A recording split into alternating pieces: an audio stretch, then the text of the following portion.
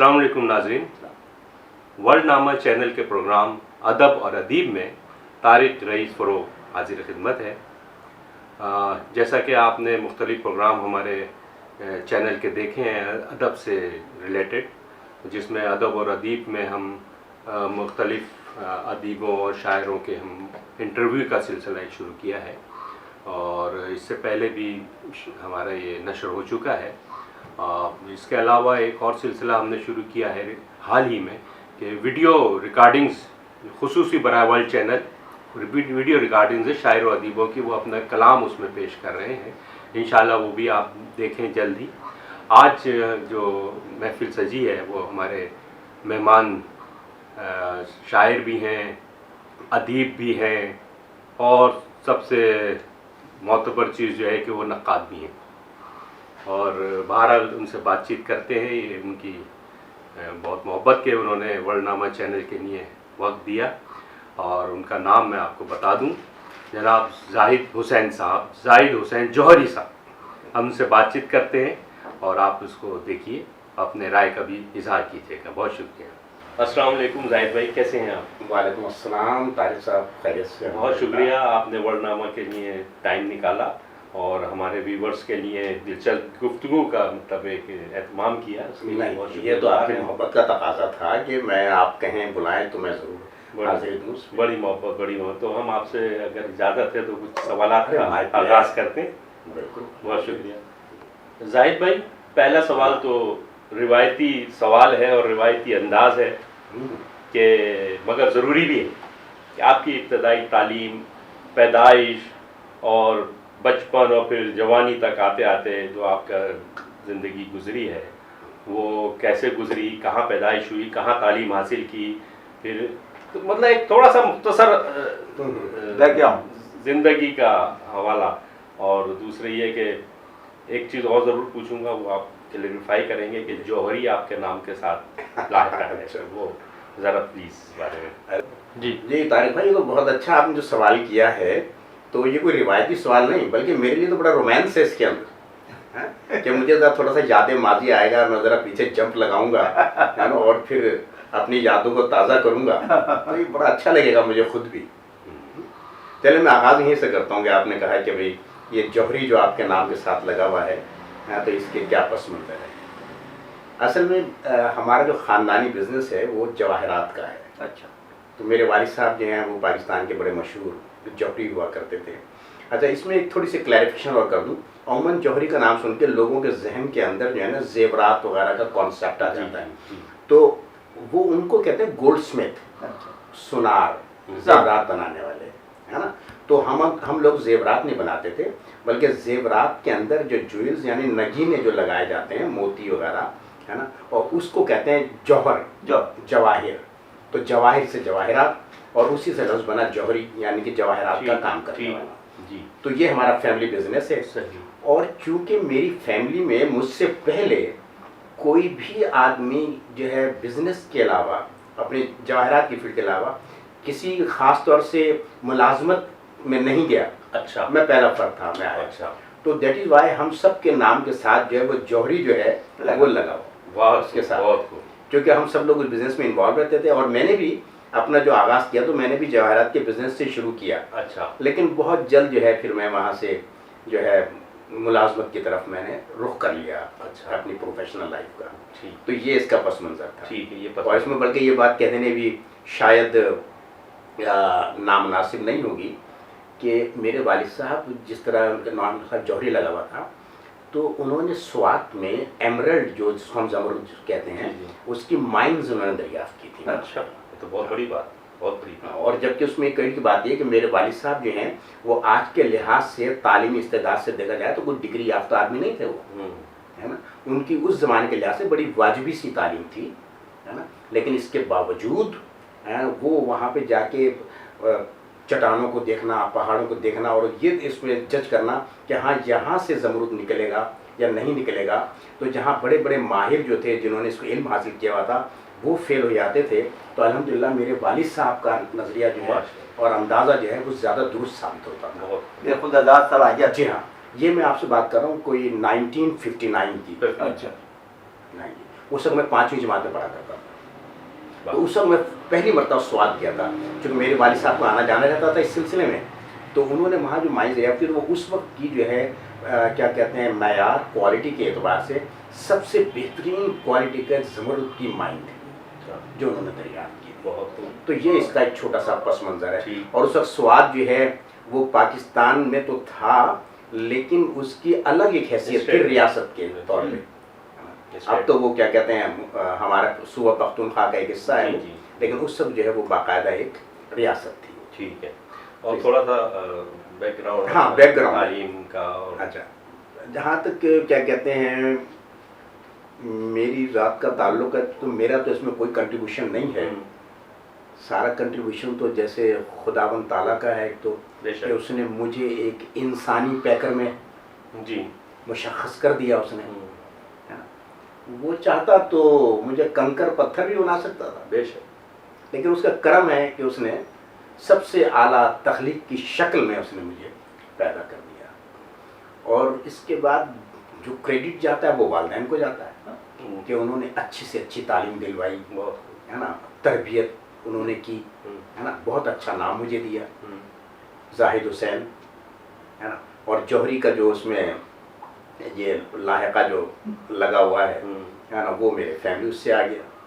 ہاں ایک ضرور یہ ہوا کہ میں نے جب وہ اپنی شعری استعداد کو میں نے دریافت کیا تو میں نے زاہد حسین کے ساتھ لفظ زاہد دوبارہ لگا لیا. اس سے آپ اندازہ لگا سکتے ہیں کہ مجھے اپنا نام بہت پسند ہے. تو میں نے کوئی اور تخلص اختیار نہیں کیا, زاہد کو بنایا. اور وہ اس لیے بنایا کہ چونکہ میرے والدین نے میرا انعام رکھا ہے تو انہوں نے بڑا سوٹیبل نام رکھا ہے تو مجھے نہیں زیب دیتا کہ میں اس کو تبدیل کروں. بابرکت. ہاں تو میں نے اس کو اس میں رکھا اس کو نام. تو باقی میرے اساتذہ کی محنت ہے اس کے اندر کہ الحمدللہ میں نے ملتان سے جو ہے ایم اے کیا اردو کے اندر. اور وہ ایم اے اردو کرنے کے بعد پھر میں نے بزنس میں جوائن کیا جیسے میں نے کیا لیکن پھر جلد ہی میں نے اپنا رخ تبدیل کیا اور میں ملازمت میں آ گیا. اور وہ ملازمت بھی بینک کی ملازمت تھی. اب یہ ذکر سوال ہو سکتا ہے کہ آپ کرتے ہو تو شاعری ہیں اور آپ کا بینکر, اگرچہ بہت سے مشہور بینکار جو ہیں وہ ادب سے منسلک رہے ہیں لیکن مجھ سے اگر کوئی پوچھے تو میں کہوں بھائی ایسی کوئی بات نہیں ہے. وہاں پہ جو ہے کیا کہتے ہیں آپ کو بینکاری کے اندر فرض کیجئے کیش کو منضبط کرنا پڑتا ہے تو یہاں پہ لفظوں کو منضبط کرنا پڑتا ہے. بہت خوبصورت بات کی آپ نے. تو یہ کیا کہتے ہیں تعلیمی استعداد کا. پھر یہاں پہ کراچی میں آنے کے بعد LLB میں نے یہاں سے کیا کراچی یونیورسٹی سے اور پھر ہمدرد یونیورسٹی سے MBA کیا میں نے. اور یہ MBA جو ہم نے کہتا تو ہم جو ہے سب سے پہلا بیچ تھے ہمدرد یونیورسٹی کا جس میں کیا کہتے ہیں کیا. اور باقی شعری جو ہے کیا کہتے ہیں مشق ہے سخن جو ہے یہ شروع ہی سے جاری تھی. جب میں ملتان سے جب میں نے میٹرک کا اپنا امتحان پاس کیا ہے اس کی وجہ یہ تھی کہ میرے والد صاحب جو ہیں وہ اگرچہ بڑے متشرع آدمی تھے اور کیا کہتے ہیں بزنس مین تھے بہت لیکن اس کے ساتھ ہی ان میں شعری ذوق بہت تھا ادب سے بھی. چونکہ وہ ہمارے گھر کے اندر جو ہے نہ صرف یہ کہ اخبار تو جیسے آتا ہی ہے لیکن اس وقت ادبی رسائل بھی آتے تھے. اور ادبی رسائل میں یہ تھا کہ جیسے میرے بڑے بھائی جو ہیں وہ منگواتے تھے جامع 9 آپ یاد ہو گئی بہزاد نبی صاحب وہ نکالا کرتے تھے تو وہ ادبی رسالہ آتا تھا. اچھا والد صاحب جو ہیں وہ اخبار کے علاوہ اردو ڈائجسٹ سیارہ ڈائجسٹ ہے نا یہ ضرور منگواتے تھے. اور پھر وہ کیا کہتے ہیں تاریخی ناول کے بڑے شوقین تھے تو نسیم حجازی کے ناول اور پھر جو معاشرتی ناول ہوتے ہیں ہے نا وہ بڑے شوق سے پڑھا کرتے تھے. اور گھر میں جو خواتین جو ہیں تو اس زمانے میں وہ بطول اور ذہب النساء ہے نا یہ رسائل آتے تھے. اچھا اور بچوں کے لیے جو ہے تعلیم و تربیت اور اس کے علاوہ ایک رسالہ جو وہ کیا کہتے ہیں یہ ہمدرد والے نکالا کرتے تھے نونہال ہے نا اس کے بچوں کے لیے والا لگاتے تو یہ سارے رسائل آیا کرتے تھے. جس طرح بچپن سے ہماری جو تربیت ہوئی وہ ادبی اور لکھنے لکھانے کی پس منظر میں ہوئی. پھر میرے والد صاحب چونکہ شعر بھی شوق سے پڑھا کرتے تھے سنا کرتے تھے اور میرے بڑے بھائی خود بھی شعری مشق سے وابستہ تھے. غزل کہتے تھے شارب تخلص کرتے تھے وہ شارب شاعری، شاعری. بلکہ میں یہاں بھی بتا دوں، آپ بھی واقف ہیں مسعود میکر صاحب سے، وہ میرے دور سے کزن بھی لگتے تھے، مسعود میکر صاحب. تو خیر، تو اس پس منظر میں ہماری تربیت ہوئی، اور والد صاحب جو گھر پہ جو ہے مشاعرے بھی منعقد کرواتے تھے ہمارے ناظرین کی طرف. تو ہمارے کرواتے تھے، جس میں صوفی بنیاد علی بنیاد صاحب ملتان میں شاعر ہوتے تھے، جھجر سے ان کا تعلق تھا، جھجروی لکھتے تھے، بنیاد علی بنیاد جھجروی. تو وہ شاعری کرتے تھے، والد صاحب کے دوستوں میں سے تھے. تو گھر پہ مشاعرے بھی ہوا کرتے تھے، تو جس میں ہم بھی شریک ہوا کرتے تھے. پھر ایک مرتبہ ملتان میں ایک ہمارے کیا کہتے ہیں ہندوستان میں جے پور میں میرے والد صاحب کے جو فیملی فرینڈس جو تھے، اس میں ایک جو فیملی تھی ان کے صاحب تھے کیفی. اچھا، اب میں یہ نہیں کہہ سکتا کہ یہی کیفی اعظمی جو ہیں وہ یہی تھے یا کوئی اور تھے، آئی کانٹ سے اباؤٹ، یہ نہیں کہتا، مگر وہ تخلص اپنا کیفی کرتے تھے. اور وہ میرے تائزاد بھائی نے ان کے کلاس فیلو بھی تھے. تو وہ ہندوستان سے ہمارے پاکستان آئے تو ہمارے یہاں قیام کیا. تو والد صاحب نے ان کے اعزاز میں بھی ایک مشاعرہ منعقد کیا. اور ملتان کے آپ کے بڑے مشہور نام ہیں، آپ جانتے ہیں پاکستان میں ڈاکٹر آصف کرنالی صاحب. آصف کرنالی صاحب تھے، راغب مراد آبادی ہوا کرتے تھے، ہے نا. وہ تو یہ لوگ بھی اس میں آئے تھے، تو وہ مشاعرہ وہ کنڈکٹ کیا گیا. اچھا ماحول آپ کو. ہاں، تو وہ ادبی ماحول. تو اس کی وجہ سے ہمیں بھی تھوڑا سا شوق پیدا ہوا کہ چلیں بھائی، تو ہم نے بھی ذرا کچھ ادھر ادھر ٹکریں مارنی شروع کی. تو اب وہ پتہ نہیں ہم کیا کہہ رہے ہیں، کیسا کہہ رہے ہیں، کس طرح کہہ رہے ہیں، لیکن بہرحال تو وہ ہم نے سلسلہ شروع کیا. اور وہ نوبت یہاں تک پہنچی کہ پھر ہم ملتان کا جو شعری اور ادبی حلقے ہیں اس میں اردو اکیڈمی بڑی مشہور ہے. جی. تو مجھے یہ کہنے میں اور تسلیم کرنے میں فخر محسوس کرتا ہوں کہ اردو اکیڈمی بھی ایک ایسا ادارہ ہے ملتان کا جس نے ہماری تربیت کی. ہم وہاں پر جاتے تھے، ظاہر ہے اس وقت ہمارے خیالات کچے پکے ہوا کرتے تھے، ہم تنقید کرتے تھے، وہ بھی کچی پکی تنقید ہوگی. لیکن اس وقت کے جو وہاں کے بڑے نام تھے، آصف کرنالی صاحب ہیں، ارش صدیقی صاحب مشہور افسانہ نگار تھے، مسعود اشر صاحب آپ ان سے واقف ہیں، مسعود زاہدی صاحب ہے نا، وہ ہوتے تھے، ڈاکٹر اسلم انصاری صاحب، بہت بڑا نام، بہت بڑا نام ہے بہت بڑا ادب کا. اور اس طرح ڈاکٹر اسد اریب جنہوں نے تو فرنگ بھی لکھی کہ ارشاد العریب کے نام سے، اور کیا کہتے ہیں وہ عالم بھی ہیں وہ. تو یہ لوگ بھی وہاں پر آیا کرتے تھے. تو ان کی موجودگی میں اگر ہم کچھ بول رہے ہیں تو میرے خیال میں یہ ہمیں شاید دوسرا زیب نہ دیتا، ہمیں احترام کی خاطر یہ خاموش رہنا چاہیے تھا. لیکن یہ ان لوگوں کا بڑا پن تھا کہ وہ ہمیں بیک اپ کرتے تھے، اپریشیٹ کرتے تھے کہ آپ بولیں، اور پھر ہمیں انکریج کرتے تھے. تو کبھی کبھی ایسا بھی ہوتا ہے کہ ہمارے کچے خیالات ہوتے تھے، لیکن انہوں نے کبھی اس کے اوپر ہمیں کچھ بلیم نہیں کیا، بلکہ وہ کیا کہتے ہیں بلا واسطہ حوصلہ افزائی، ہاں، یا بال واسطہ وہ اس طرح گفتگو کرتے تھے کہ اس میں ہماری تصحیح بھی ہو جاتی تھی،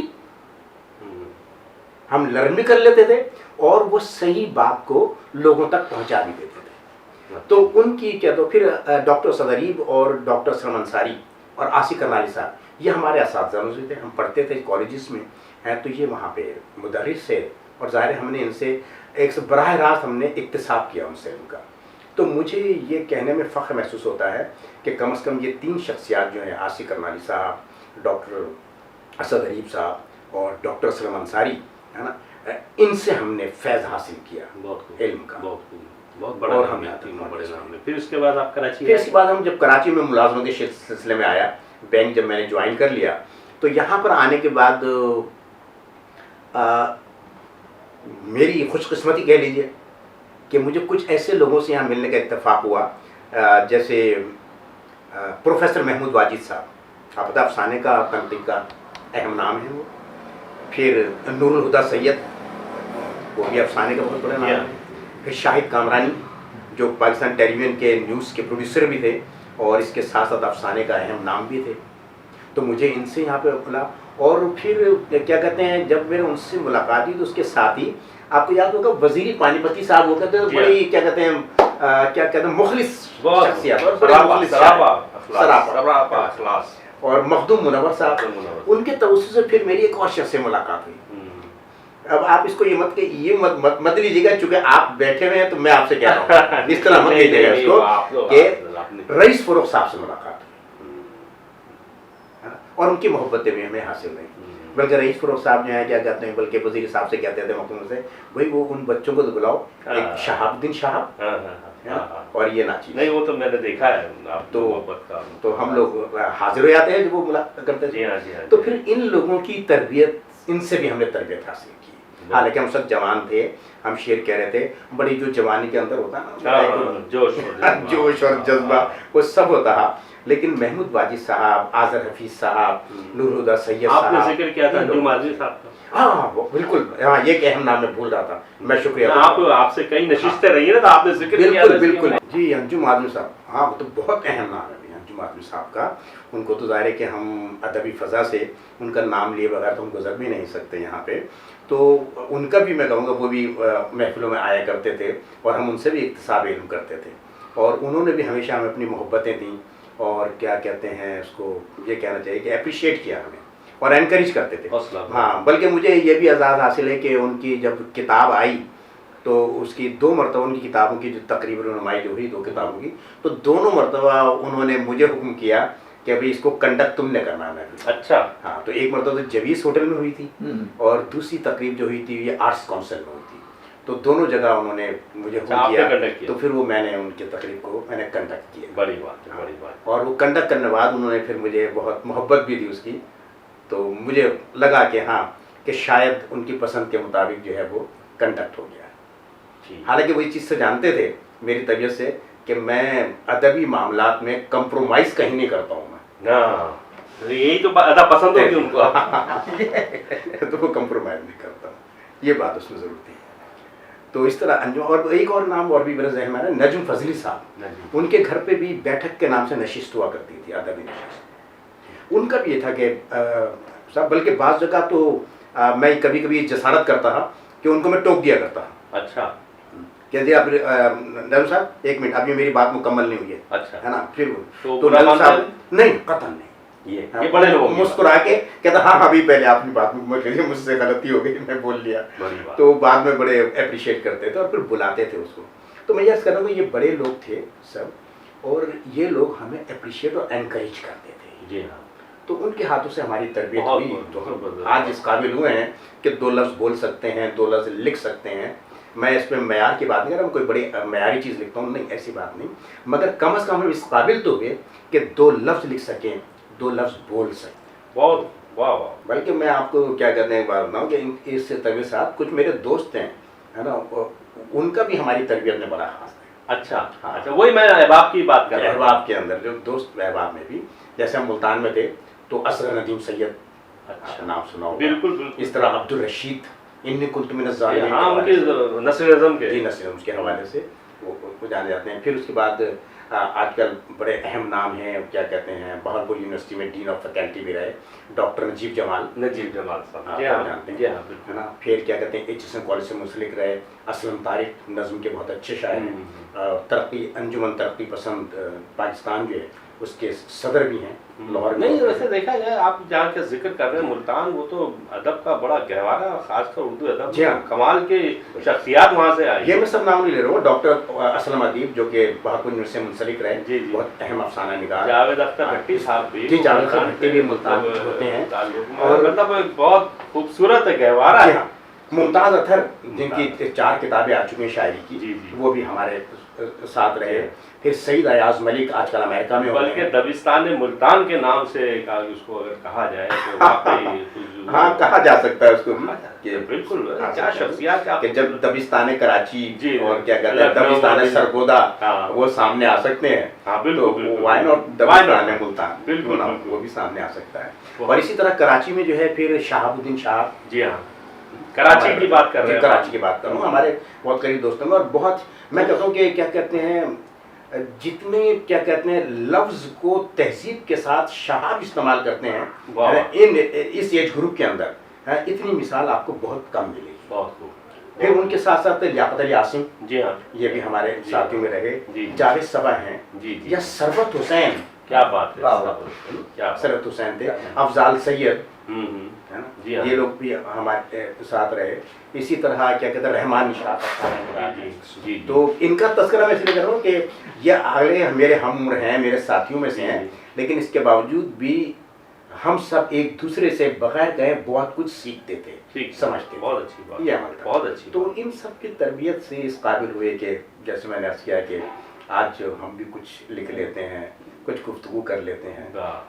ایک جی جی آپ کی بات سے بات نکل رہی ہے کہ آپ نے بتایا کہ آپ کا خاندانی کاروبار جو ہے وہ جواہرات کا ہے، جی اور آپ نے پھر وہ کاروبار نہیں اس کو مطلب جاری کیا اپنے ذات میں، جی مگر میں یہ سمجھتا ہوں کہ وہ اس خاندان جواہرات کے خاندان سے ایک نگینہ جو نکلا وہ یقیناً ظاہر سے ظاہر کیا ہو سکتا ہے یہ آپ کی محبت کا ہوگا۔ میں تو یہ سمجھ پایا ہوں کہ واقعی وہ اس کا ہی اثر ہے کہ وہ نگینہ جو نکلا ہے وہیں سے نکلا ہے، مطلب وہ جاری و ساری ہے، وہ نگینوں سے محبت جاری و ساری ہے ماشاءاللہ۔ اس کو آپ یہ کہہ سکتے ہیں کہ وہاں پہ ہم پتھروں میں جوہر تلاش کرتے تھے، یہاں پر زبان میں لفظوں کے جوہر کو تلاش کرتے ہیں، کیا بات ہے، اور ان کو جو ہے سیکل کرنے کی کوشش کرتے ہیں۔ بہت خوب، بہت خوب۔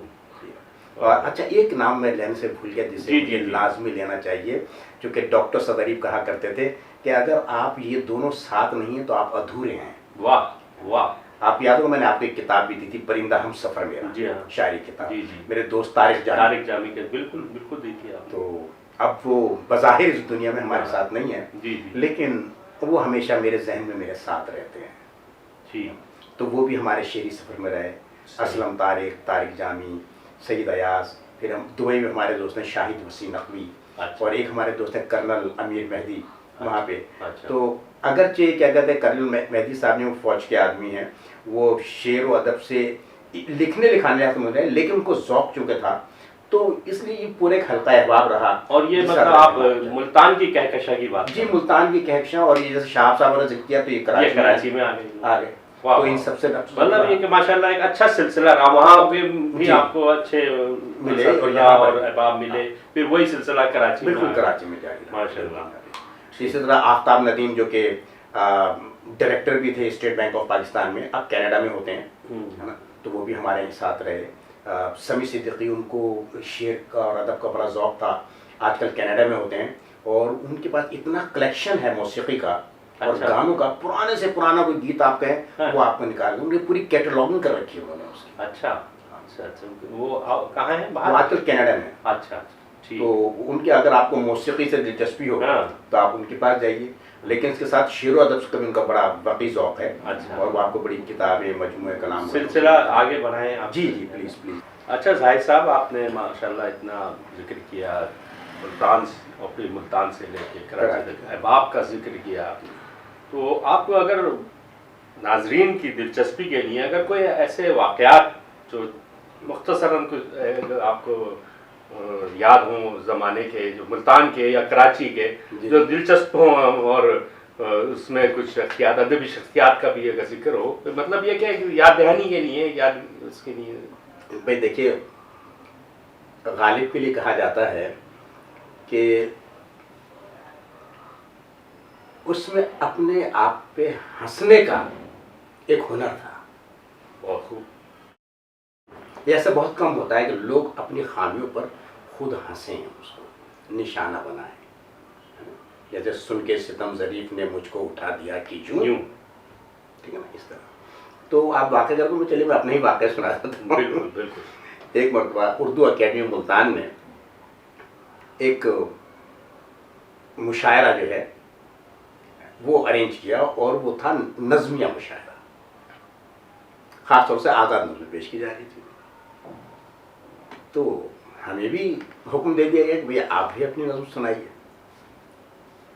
تو جب ہماری نظم آئی، کہ ہمارا موقع آیا وہاں پہ نظم سنانے کا، اور ہم اس سے گئے تو اس وقت صورتحال یہ تھی کہ ہم نے سفید پینٹ اور سفید قمیض پہنی ہوئی تھی۔ اچھا باقی ماشاءاللہ رنگ روپ تو آپ کے سامنے ہے جیسا بھی ہے، تو وہ سفید قمیض اور سفید پینٹ وہ ہم نے پہنی ہوئی، اور جب ہم گئے تو جو روسٹم پہ ہم جا کھڑے ہو تو اس روسٹم پہ انہوں نے ایک دودھیا لائٹ لگا دی تھی، وہ پوری چہرے پر پڑ رہی تھی، تب اس میں ہمارا رنگ کیسے نمایاں ہو رہا ہوگا آپ اندازہ لگا سکتے ہیں۔ دھوپ چھاؤں کا عالم۔ تو میں نے کہا کہ نظم شروع کی ہم نے، اب اس میں ایک لائن ایسا آئی تھی کہ میں جو اپنے آپ کو دیکھوں ہاں، تو لگتا ہے، میں جو اپنے آپ کو دیکھوں، میں جو اپنے آپ کو دیکھوں تو لگتا ہے میں ہوں، یہ اس میں لائن تھی. تو جیسے میں نے کہا میں ہوں تو پیچھے سے ایک آواز آئی کالا. یہ بہت حوصلے کی بات ہے کہ اپنے اوپر بھی آپ اس کو انجوائے کر رہے ہیں. اور یعنی میں نے اس سے بھی بڑا انجوائے کیا اس کو اور آج تک مجھے یاد ہے اور میں لکھتا ہوں. اچھا میں نے اپنے ایک دوست ان کا ذکر کیا آپ سے، سمی صدیقی، جی جی، ہے نا، چارٹرڈ موسیقی اکاؤنٹنٹ کا ہے. جو ہاں، جن کو موسیقی کا شوق بھی کینیڈا میں آج کل ہوتے ہیں. تو ہماری، میں ملتان میں ہوتا تھا، وہ یہاں ہوتے تھے، خط و کتابت ہوتی تھی.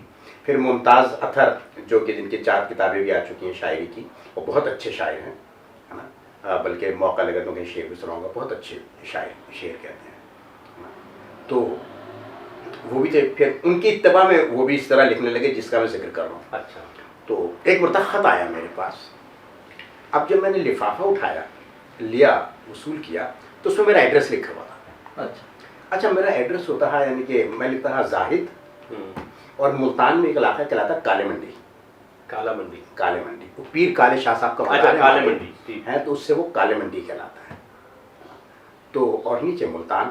تو ایڈریس میں ہمارے آتا تھا 101 اور ایک تھا 99. تو 99 100 اور 101 اچھا ہے نا، یہ تینوں نمبر وہ ہمارے مکان اور دکان کے تھے. ٹھیک. تو کبھی کبھی ہم وہ نمبر بھی نہیں لکھتے تھے، خالی بس اپنا نام لکھا اور نام سے پہنچ کالے منڈی جاتا ہے، محلے سے اور نام سے. تو جب میں دیکھا تو اس پہ لکھا ہوا تھا جملہ، سمی نے لکھا ہوا تھا زاہد کالے، اچھا. اور نیچے لکھا تھا منڈی ملتان. تو انہوں نے اس کو دولت کر دیا، واہ واہ واہ، کالے کو میرے نام کا لڑکا بنا دیا. آپ نے وہ کالے منڈی، لکھا. واہ واہ واہ. تو اب ہم اپنے دوست آج تک ہم اس کو انجوائے کرتے ہیں. بڑی بات ہے، بڑی بات ہے. اور وہ سبھی سے جو گفتگو کشادہ دلی اس کو کہیں گے. مثلا کہ کہیں بھی کوئی تخلیقیت نظر آئے، ہاں، یا کہیں سے بھی کوئی نظر آئے کہ کسی نے کوئی چیز پیدا کی، نرالی بات پیدا کی ہے، تو اس کو انجوائے کرنا چاہیے. ٹھیک ٹھیک، تو وہ ہم انجوائے کرتے تھے اس کو. صحیح صحیح، بہت خوب. تو اس طرح یہ ملتان کے حوالے سے جو ہے، کوئی کراچی کے حوالے سے بھی ہے کوئی؟ کراچی کے حوالے سے بھی بعض باتیں ہیں ضرور.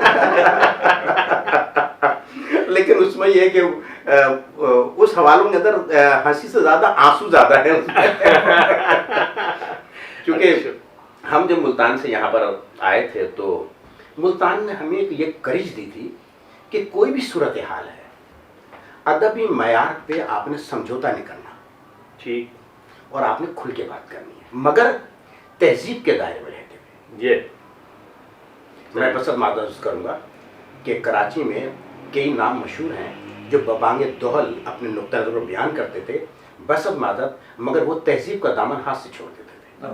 ٹھیک کہہ رہے ہیں. ملتان سے ہمیں تربیت ملی تھی، بابانگ دوحل سب کچھ کہنا ہے، ببانگ دوحل کہنا ہے نا، لیکن تہذیب کا دامن نہ چھوڑتے ہوئے ٹھیک، وہ کہنا ہے. ٹھیک. تو وہ ہم لے کے آئے تھے. تو جب ہم یہاں پہ بولا تو بہت سے لوگ اس کو مائنڈ کرتے تھے، ہے نا، تو ریش غصے میں آ جاتے تھے، ہے نا، کچھ خواتین رو پڑتی تھیں. اوہ، میں اسی طرف آ رہا تھا، میں اسی طرف آ رہا تھا. یہ بھی صورتحال تھی. تو وہ ایسے کچھ واقعات ہوئے تو باقاعدہ وہ آنسو نکل آئے لوگوں کے. یہی میں پوچھنا چاہ رہا تھا کہ آپ کیونکہ تنقید، بلکہ کاٹدار تنقید کے لیے کافی مشہور ہیں. ہاں، لوگ کہتے ہیں یہ ایسا. اس میں تھوڑا سا یہ بتائیے کہ آپ تنقید کے حوالے سے بات کر رہا ہوں کہ کسی کو سے متاثر ہوئے ہیں، جیسے اور نام ہے وارث سلوی وغیرہ ہے، میں ادھر، تو آپ مطلب کس کو آپ؟ دیکھیں، میں تنقید جو میں نے شوق سے جو پڑھنی شروع کی تنقید، تو مجھے کہنے دیجئے کہ سلیم احمد وہ پہلے نام تھے جن کو تنقید سے میں دلچسپی کے ساتھ پڑھا. چونکہ سلیم احمد کا امتیاز یہ تھا ایک لحاظ سے حسن عسکری کی پیروی کے اندر کہ اس کے اندر وہ بڑا کاٹدار جملہ لے کے آتے تھے. جی ہاں، جیسے آپ کو یاد ہوگا کہ وہ نئی نظم اور پورا آدمی جب انہوں نے اپنے لکھا تو اس میں یہ بھی جملہ ہے کہ جناب میر تو عشق میں، ہے نا، قربانی سے دریغ نہیں کرتے اور بڑے صحت مند بکرا لے کے آتے ہیں. غالب جو ہے وہ بکرا بھی بڑا مریل سے لے کے آئے ہیں اور بڑے ہچر مچر سے کام لے رہے ہیں قربانی کرنے میں، اور کہوں گا جرت تو مرغی پکڑنا. तो इस किस्म के जुमले बन जाते बहुत अच्छे। तो उससे बहरहाल मैं मेरे इससे कतल मुराद ये नहीं कि मैं कोई तहकीर कर रहा हूँ या तनकीद कर रहा हूँ, ऐसी बात नहीं। मैं सलीम अहमद साहब का अदब करता हूँ और मैंने जैसे अर्ज किया कि मुझे दिलचस्पी पैदा हुई तनकीद से। सही, ठीक। और उनके बाद जो नुकात जो थे वो बड़े अहम थे, तो उसके लिहाज से हसन अस्करी साहब को भी पढ़ने का मौका मिला। उनसे जब मैंने कहा कि उनसे मुतासिर है तो वो देखा, लेकिन एक्चुअल जो मैंने इल्मी सतह पे जो मैंने दिलचस्पी ली है ना, तो वो मुझे शौक़ पैदा हुआ अपने दो असातिज़ा से, डॉक्टर सदरीब जो हमें तनकीद का पर्चा पढ़ाते थे एमए में, और डॉक्टर असलम अंसारी जो हमें शायरी का मजमून हमें पढ़ाया। अच्छा। तो उसमें जब हमने पढ़ना शुरू किया तो फिर पहले बड़े राइटर जो थे तनकीद में डॉक्टर वज़ीर आगा, जी हाँ, उनसे मैं बहुत मुतासिर हुआ। डॉक्टर वज़ीर आगा। दूसरा नाम था प्रोफेसर जिलानी कामरान। और आज भी मैं जो है नक़्द के अंदर मैं जो जदीद हमारा दौर है उसमें मैं इन दोनों से बहुत ज़्यादा मुतासिर हूँ। मुतासिर होने से कतन ये मुराद नहीं है कि मैं उनके ख्यालात को कॉपी कर रहा हूँ या उन्हें नहीं, मैं अल्हम्दुलिल्लाह मैं कोशिश करता हूँ मैं अपने चारा मिलती है, लेकिन मैं उनसे मुतासिर उनके तंज़ से। हालांकि कलीमुद्दीन अहमद भी हैं, क्या कहते हैं अपने आल अहमद सरूर है ना, और दूसरे भी बड़े वकील नाम हैं है ना। इससे कतन ये मुराद नहीं है कि वो लोग कहीं पीछे रह गए हैं तनकीद में, ऐसी बात नहीं, लेकिन मैं अपनी प्रेफरेंस बता रहा हूँ। तो मेरे लिए डॉक्टर वज़ीर आगा और प्रोफेसर जिलानी कामरान, इन दो को मैंने बस शौक़ पढ़ा, और सलीम अहमद साहब, हसन अस्करी साहब, तो ये चार ऐसे नाम हैं जिनको मैंने बड़ी ज़्यादा मैंने अहमियत। ठीक है जाहिद भाई, ये तनकीद का अभी जैसे आपने जिक्र किया जी, तो आजकल के हालात में या आजकल का जो असली तकाज़े हैं उसमें, या ये जो असली सूरत हाल है अदब की हमारी, उसमें तनकीद की क्या अहमियत है और किस तरह बढ़ती जा रही है, जो कि मुझे तो जी नज़र नहीं आ रही। बहरहाल आप इस बारे में क्या ख्याल रखते हैं?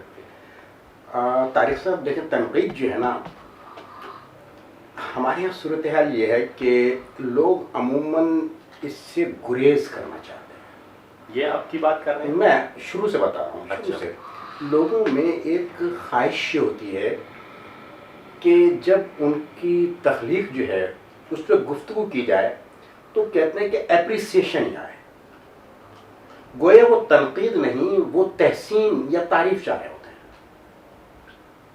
हैं। अच्छा, नक़ाद जो होता है वो कभी कभी ये भी बताता है, कभी क्या बल्कि उसके फ़र्ज़ है कि वो ये बताए कि कहाँ कहाँ उसके नुक्ता नज़र से कुछ कमी रह गई फन पारे में, या कहाँ कोई खामी या कोई झोल नज़र आ रहा है उसको, वो इशारा करे। तो हमारे यहाँ लोग जो हैं वो उसको समझते हैं कि हमारी खामियां बयान कर रहा है, और कहते हैं तनकीद तो नक़ाद का काम तो बस ऐब जूई है ना। तो वो असल में क्या कहना चाहते हैं, वो तनकीद समझ रहे होते हैं उसको, गलत तासुर है। तो तनकीद जो है ना महज तहसीन है ना महज तनकीस है, ये तो वो परखता है जिसके अंदर हुस्न और क़ुब जो है वो दोनों की निशानदेही करता है, और वो भी अपने नुक्ता नज़र से, ठीक है ना। लिखने वाले का को इख्तियार है कि वो उसमें से किसी चीज़ को एक्सेप्ट करे या ना करे, लेकिन उसको ये इख्तियार नहीं है कि वो उस पर झुंझलाए और नक़ाद को बुरा भला करे। उसका काम ये है कि वो उसको सुने, समझे, जो चीज़ उसको एक्सेप्टेबल है, उसको दिल को लगती है, वो समझता सही है, उसको एक्सेप्ट कर ले, है ना। और जो चीज़ उसको लगती है कि दुरुस्त नहीं है तो उसको खामोशी से अपने से अलग कर दे, और उसके मुताबिक अपनी तख्लीकी सफ़र को जारी। तो आपने उसका मतलब बता दिया, इसे बताया उसको। लेकिन हमारे यहाँ यही सूरत हाल, जब हम मजलिसी तनकीद हम कर रहे होते हैं ख़ास तौर से, है ना, तो उस पर लोग उस पर बुरा मान जाते हैं। खुद मेरे साथ ये हुआ कि जहाँ बोले तो लोग नाराज़ हो गए। हमारे शहर के बड़े मशहूर शायर हैं, मैं यहाँ पे नाम नहीं लेता उनका, ठीक है ना, तो 2-3 मरतबा ऐसा हुआ। एक मरतबा हमारे दोस्त हैं और आप भी के भी दोस्त हैं, सफदर सिद्दीक़ रिज़वी साहब, वो अपने यहाँ जो है वर्ड्सवर्थ एकेडमी के तहत करते थे, तो उनकी नशिश में उन्होंने मजमून पढ़ा, और जब हमने कोई गुफ्तगू की उसके ऊपर और अपने नुक्ता नज़र से उसके जो भी हुस्न और ख़ुब जो बयान किए, तो वो इतने इश्तियार में आए कि उठे और अपनी मजमून को मरोड़ा और कागज़ का पूरा फेंक के और वहाँ से वाकआउट करके चले गए। आपकी किसी बात पर? मेरी बात के ऊपर नाराज़ हो गए। जब भी मैंने कहा काटदार तनकीद आपको बहरहाल बताइए। बहरहाल اور یہی حرکت معاف کی جگہ اور یہی عمل انہوں نے ہے نا ایک مرتبہ نجم فضلی صاحب کے جو میں نے کہا تھا وہاں جو بیٹھک ہوتی تھی ہفتہ وار ہے نا وہاں بھی انہوں نے یہی کیا اور یہی عمل سے وہ انجمن جدید مصنفین جو کہ نور اللہ سید پروفیسر محمود واجد اور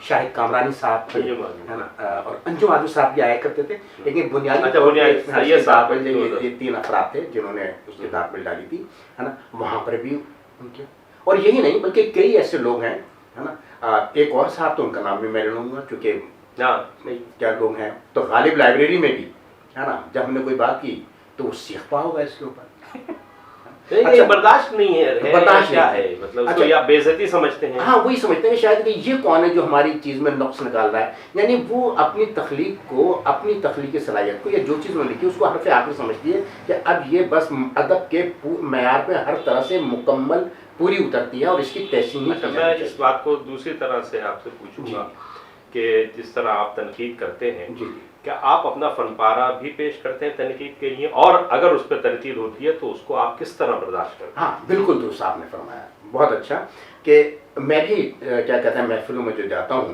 تو مجھ سے بھی کبھی کہا جاتا اپنی چیز پیش کر تو میں اپنی شاعری ہے نا نظم ہو یا غزل ہو وہ میں پیش کرتا ہوں لوگ اس پہ اپنے اظہار خیال کرتے ہیں اور میں بڑی سنجیدگی کے ساتھ سنسیٹ کے ساتھ اس کو سنتا ہوں جو مجھے ایکسیپٹیبل ہوتی ہے میں ایکسیپٹ کر لیتا ہوں اور نہ میں دخل اندازی کرتا ہوں اس کے اندر اور سکون سے سنتا ہوں بلکہ میں یہاں پہ بات کر لوں ایک مرتبہ انجمن جدید مصنفین میں نے کوئی چیز پیش کی تھی اور اس پہ جب کچھ تنقید آئی تو وہ تنقید سے مراد یہ ہے کہ دونوں چیزیں سامنے آئیں حسن بھی اور خوب بھی بیان کیے تو ایک ہمارے ساتھی جو میرے قریب بیٹھے ہوئے تھے تو وہ ایک دم ذرا وہ آئے اس اور مجھے انہوں نے ٹھوکا دیا کہ نا ابھی یہ کیا بول رہا ہے یہ تمہاری چیز پہ ابھی اس کو چپ کرانا اچھا میں نے کہا یار کیا بات کر رہے ہیں یہ ایک سلجھے ہوئے آدمی ہے صاحب مطالعہ ہیں ہے نا ان کی نظر ہے ادب کے اوپر یہ اگر بات کہہ رہے ہیں اپنے علم فہم اور جس طرح وہ سمجھتے ہیں اس کی روشنی میں کہہ رہے ہیں بات تو مجھے اس پہ غور کرنا چاہیے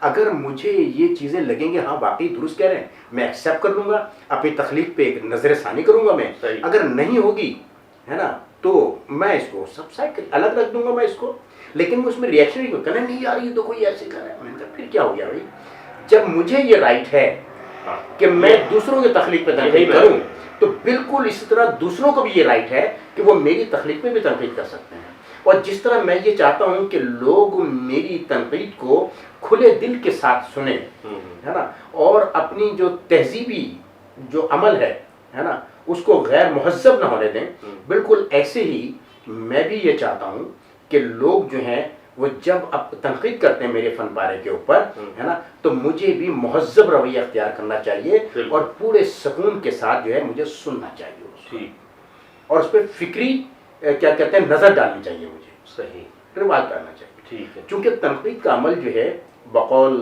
میرے مرحوم دوست طارق جامی جن کے لیے میں نے کہا کہ میں مرحوم کہتا ہوں تو مجھے بڑا جبر کرنا پڑتا ہے اپنے اوپر وہ کہتے ہیں کہ تنقید کیا ہے تنقید تخلیق میں الٹے قدموں داخل ہونے کا نام ہے واہ واہ بہت خوب تو آپ الٹے قدموں جاتے ہیں جو تخلیق کار نے راستہ لیا ہے جو اس کے قدموں کے نشان ہے تخلیق میں انہی قدموں پہ آپ الٹے پیر ہو جاتے ہیں اور دیکھتے ہیں کہ اس کا اسرار کیا ہے کیسے بنی ہے کیسے خلق کی گئی ہے اور کیا ہے تو اس کو دیکھنا پڑتا ہے مطلب کچھ امید افزا بات ہے کوئی مطلب ہوپ ہے اس میں کہ آگے تنقید کا کیا مستقبل کہہ سکتے ہیں یا یہ بیکورڈ جاری ہے طارق صاحب اگر میں اس کو ایک چھوٹی سی عام مثال دوں زندگی کی دیکھیں آپ ہیں یا میں ہوں یا کوئی بھی آدمی ہے تو ہم جو چھوٹے سے بڑے ہوئے ہیں جی کیا ہمیں نقد و نظر کے دائرے سے نہیں گزرنا پڑا بالکل بالکل قدم کیا کسی نے ہمیں نقد کی شان پہ پرکھا نہیں جب والدین ہمیں کسی چیز پہ ٹوکتے تھے یا سراہتے تھے دونوں تو اس کا مقصد ہے کہ وہ عمل نقد سے گزرتے تھے اور وہ نقد کی جو ان میں صلاحیت جو تھی ہے نا اس سے بھی کہتے تھے کہیں پہ اصلاح کی ضرورت ہے اور کہیں پہ اس کو تحسین کی ضرورت ہے اس کو تو اس کا مقصد یہ ہے کہ نقد جو ہے اس کا تعلق ہماری سماجی معاشرتی ضروریات سے بھی ہے اور بالکل ایسے ہی جو ہماری کیا کہتے ہیں سماجی معاشرتی اور جو ہماری ضروریات ہیں ان سے بھی اس کا ہے تو ادب بھی جو ہے اسی کا ایک حصہ ہے، تو اس لیے ادب میں بھی جو ہے نقد ضروری ہے. تو میں تو اس کو یوں کہتا ہوں کہ تنقید جو ہے وہ ہمارے تخلیقی عمل کی تہذیب کرتی ہے. بہت خوبصورت جملہ ہے. اور اسی طرح جو ہمارے تخلیقی عمل ہے نا، اس میں کہیں تو یہ عمل انگیز کا کام کرتی ہے، کہیں یہ مہمیز دیتی ہے، اور کہیں یہ ہم میں جس کو کہنا چاہیے کہ قوت دیتی ہے ہمیں چیزوں کے لیے، قوی کرتی ہے ہماری صلاحیتوں کو، اور کہیں ہماری استعداد جو ہے نا اس کو برقرار رکھنے کی کوشش کرتی ہے اگر اسے مثبت لیا جائے. اور مثبت لیا جائے. دیکھیے اگر ہم نے تنقید کو مثبت نہیں لیں گے تو میں پھر اس دیہاتی مثال کا چلا جاؤں گا. اگر بچہ تنقید کو مثبت کے طور پہ نہیں لے گا تو کیا اس کی بڑھوتری مثبت خطوط پر ہو سکتی ہے؟ صحیح. تو نقد سے ہمیں کہیں بھی فرار ممکن نہیں ہے. جب فرار ممکن نہیں ہے تو میں نہیں سمجھتا کہ لوگ کیوں یہ خواہش کرتے ہیں کہ جو ان کی ادبی جو کوئی تخلیق سامنے آ رہی ہے نا اس کو نقد کے سانس پہ نہیں پرکھا جانا چاہیے. اصل میں نقد کیا کرتے ہیں، یہ ایس او پیز ہیں. جیسے ابھی آپ کے کووڈ-19 چل رہا ہے آپ کا، اس میں کچھ ایس او پیز ہیں. آپ کسی بھی جگہ پہ کام کر رہے ہوتے ہیں تو ہر کام کی ایس او پیز ہوتی ہیں، اسٹینڈرڈز ہوتے ہیں. بالکل ایسے معیارات ادب کے اندر ہوتے ہیں، اور نقاد جو ہے وہ انہی ایس او پیز کے اوپر اس کو پرکھ رہا ہوتا ہے. ہاں ایک چیز کا ضرور دھیان رکھنا چاہیے، ہر تخلیق اپنی ایس او پی اپنے ساتھ لے کر آتی ہے. واہ، اچھا، یہ ذہن میں رکھیے گا. ہر تخلیق چونکہ جب ہم جو ہے، میں فرض کی میں بینک میں کام کرتا ہوں، میں نے ایک ڈیمانڈ ڈرافٹ بنایا ہے، دوسرا ڈیمانڈ ڈرافٹ بنایا ہے، تیسرا ڈیمانڈ ڈرافٹ بنایا ہے. وہاں پہ ایک ہی پروسیجر سے گزرے گی، ایک ہی پالیسی اطلاق ہوگا. تو وہ میں کتنی ہی مرتبہ ڈیمانڈ ڈرافٹ بناؤں گا اس کی ایس او پی ایک ہی رہے گی. لیکن جب میں کوئی شعر کہتا ہوں، ایک شعر کے بعد دوسرا شعر کہتا ہوں، بلکہ اس کو آپ غزل سے زیادہ صحیح سمجھ میں آ جائے گا آپ کو کہ غزل کو کہتے ہیں نا پریشان. کچھ لوگوں نے اس پہ، انہوں نے تو خیر اس پہ کیا کہتے ہیں ایک قسم کا اعتراض وارد کیا تھا کہ جی غزل تو پریشان خیالی ہے کہ ایک مضمون کچھ آ رہا، دوسرا مضمون کچھ آ رہا، تیسرا آ رہا ہے. لیکن میں اس کو لیتا ہوں، جب آپ ایک شعر سنتے ہیں دوسرا شعر سنتے ہیں تو جو آپ نے ایس او پی پہلے شعر کے لیے اختیار کی تھی وہ ایس او پی آپ دوسرے شعر کے لیے اختیار نہیں کر سکتے. بالکل صحیح. تو اسی طرح ہر نظم، ہر افسانہ، ہر ناول، وہ چونکہ ہر شخص کے ساتھ تخلیقی وفور جو ہے وہ تبدیل ہو جاتا ہے، تو اس کا جو ایس او پی اسٹینڈرڈ ہے وہ بھی تبدیل ہو جاتا ہے. تو اچھا نقاد وہ ہوتا ہے جو کہ الٹے قدم و تخلیق میں داخل ہوتا ہے، اس وفور کا مشاہدہ کرتا ہے اور پھر اس کے ایس او پی کو دریافت کرتا ہے اور پھر اس کے اوپر اس کو پرکھنے کی کوشش کرتا ہے. بہت خوب، مطلب بڑا پیارا. آپ، میں سمجھتا ہوں کہ یہ اتنا خوبصورت تجزیہ کیا ہے تنقید پہ کہ آج کل جو نئی نسل ہے اس کو اسے فالو کرے تو شاید کچھ افاقہ ہو جائے انشاءاللہ. اور کیا کہتے ہیں، اگر اور ہم بھی نقاد بھی یہ سوچیں کہ میں جو بات کر رہا ہوں تو مجھے بھی اسی طرح تنقید تخلیق کے عمل کے اندر شریک ہو کر اس کے پھر مجھے ایس او پی دریافت کرنے چاہیے. پہلے سے موجود جو ایس او پیز ہیں ان کو من و عین اس کے اوپر نہ کر دے. یوں سمجھ لیجئے ہر دلہن کے اوپر ایک ہی میک اپ اچھا نہیں لگتا. بہت خوب. واہ واہ واہ. آپ کو ان کے خط دیکھنے پڑتے ہیں، آپ کو اس کے خطوط دیکھنے پڑتے ہیں اور ڈیسائیڈ کرنا پڑتا ہے کون سا میک اپ اس کے اوپر سوٹ کرے. بہت خوب. تو اس طرح ہم لے کے چلتے ہیں. بہت خوب. اچھا زاہد بھائی، آپ نے مشہور اور معروف شاعر جمال احسانی صاحب مرحوم، جن کی کتاب پہ فلیپ آپ نے تحریر کیا تھا، ہاں ہمارے دوستوں سے، وہ کیا حالات تھے؟ وہ تو مجھے لگتا ہے کافی ایک اس کو عرصہ گزر گیا ہے. جی ہاں جی. تو اس وقت آپ کے کیا ایسے حالات تھے کہ آپ نے بھی مطلب یہ کہ اس کے اوپر تحریر کیا اور اس کو بہت پسند کیا گیا؟ جی جی. تو وہ ذرا سا کچھ نہیں، دیکھیں جمال احسانی جو ہیں، اگر ہم اس کو روایت میں جائیں تو ذوق کی جو روایت ہے، شعری روایت ہے نا، کہ لفظ کو جو ہے محاورے اور روزمرہ کے ساتھ برتنے کا جو انداز ہے وہ ہمیں جمال احسانی کیا بھی نظر آتا ہے. اور میں ان کے اس جو ہے روزمرہ کے استعمال کی جو شعری صلاحیت تھی ان کی، میں اس کا معترف ہوں ان کا. تو جمال احسانی نے خواہش کی تھی کہ ان کا جو مجموع آ رہا ہے تو اس میں میں ان پہ کوئی مضمون لکھوں. اچھا. تو میں نے کہا کہ ہاں میں مضمون لکھوں گا، لیکن میں نے جمال کو بتایا جمال تم میری کیا کہتے ہیں شخصیت سے واقف ہو اور تم جانتے ہو کہ میں کوئی بات لگی لپٹی نہیں کہتا ہوں، میں کھل کے کہتا ہوں، تو میں جو بات لکھوں گا وہ جو بھی ہوگی اس کو پھر ویسے آنا چاہیے. تو جمال نے کہا کہ بالکل تم بے فکر رہو، جیسے تم لکھو گے ویسے آئے. تو میں نے کیا تھا، لیکن اس کے ساتھ مجھ میں خامی بھی ہے. وہ خامی یہ کہ میں بہت سست واقع ہوا اور خاص طور سے لکھنے کے معاملے میں. تو کچھ تو میری یہ کیا کہتے ہیں کہولت تھی ہے نا، کہ میں بڑا سست رہا اور جمال مجھے بار بار یاد دہانی بھی کراتا رہا. تو پھر جمال سے بتایا کہ یار اب تو کتاب جو ہے وہ پرنٹ بھی ہو گئی ہے اور بس وہ فلیپ کا اور اس کا انتظار ہے اس کا. تو انہوں نے پھر مجھ سے یہ بھی کہا تھا کہ صرف آپ کا مضمون ہوگا اور کسی کا نہیں ہوگا. اچھا اچھا. یا اگر فلیپ اگر ہوگا تو فلیپ بھی ہوگا تو صرف آپ کا ہوگا، کسی اور کا نہیں ہوگا. میں نے کہا ٹھیک ہے. تو میں نے کہا اچھا ٹھیک ہے، میں اپنی رفتار کو تیز کرتا ہوں. تو میں نے پھر لکھنا شروع کیا. تو ایک مرتبہ میں ان کے پاس گیا ملنے کے لیے، تو وہاں پہ ایک کتاب کی جلد بندی ہو رہی تھی اور کیا کہتے ہیں، تو میں نے دیکھا کہ جو فلیپ جو ہے اس پہ کئی لوگوں کی رائے ہیں اور چیزیں بھی ہیں. تو اس سے مجھے تھوڑا سا میں نے انہوں نے مجھ سے کمٹمنٹ یہ کی تھی کہ صرف آپ کا ہوگا. اس سے قطعی مراد نہیں کہ صرف میرا ہی ہونا چاہیے تھا، کہ دوسرے کمٹمنٹ تھی. تو میں تھوڑا سا مجھے محسوس بھی ہوا، لیکن خیر. تو انہوں نے کہا کہ یار مضمون مکمل نہیں ہوا. میں کہا یہ مضمون تو کہنا تو کیا لکھا ہے؟ میں کہ ابھی میں نے شروع کر لیا ہے، تو ایک پیراگراف ابھی میں نے لکھا پھر لکھوں گا. کہنا اچھا یہ پیراگراف مجھے دے دیں. تو انہوں نے پھر وہ پیراگراف جو تھا وہ شامل کر دیا. لیکن بہرحال جمال کو جو ہے میں ایک اچھے شاعر کے طور پہ میں پسند کرتا تھا ہے نا، اور میں نے اس کے لحاظ سے وہ لکھنا شروع کیا تھا. ایک جگہ تو مڑ کے رہ گئی ایڑی الٹے پاؤں. ہاں وہ تو ان کے بہت اچھے شعر ہیں ان کے. چراغ سامنے والے مکان میں بھی نہ تھا، یہ سانحہ میرے وہم گمان میں نہ تھا. بہت. یا یہ کہ جو ان کا وہ شعر تھا کہ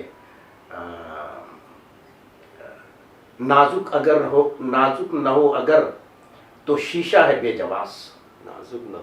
نازک اگر نہ ہو تو شیشہ ہے بے جواز.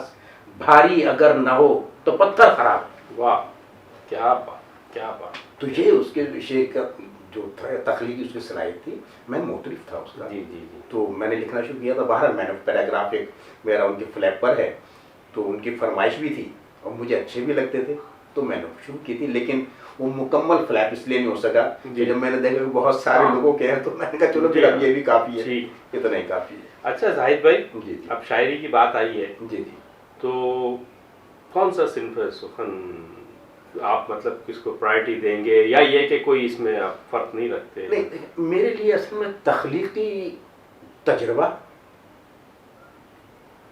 اور شعریت جو ہے یہ میرے لیے زیادہ اہمیت رکھتی ہے. ٹھیک ہے. میرے نزدیک حیت کی کوئی اہمیت نہیں ہے. صحیح.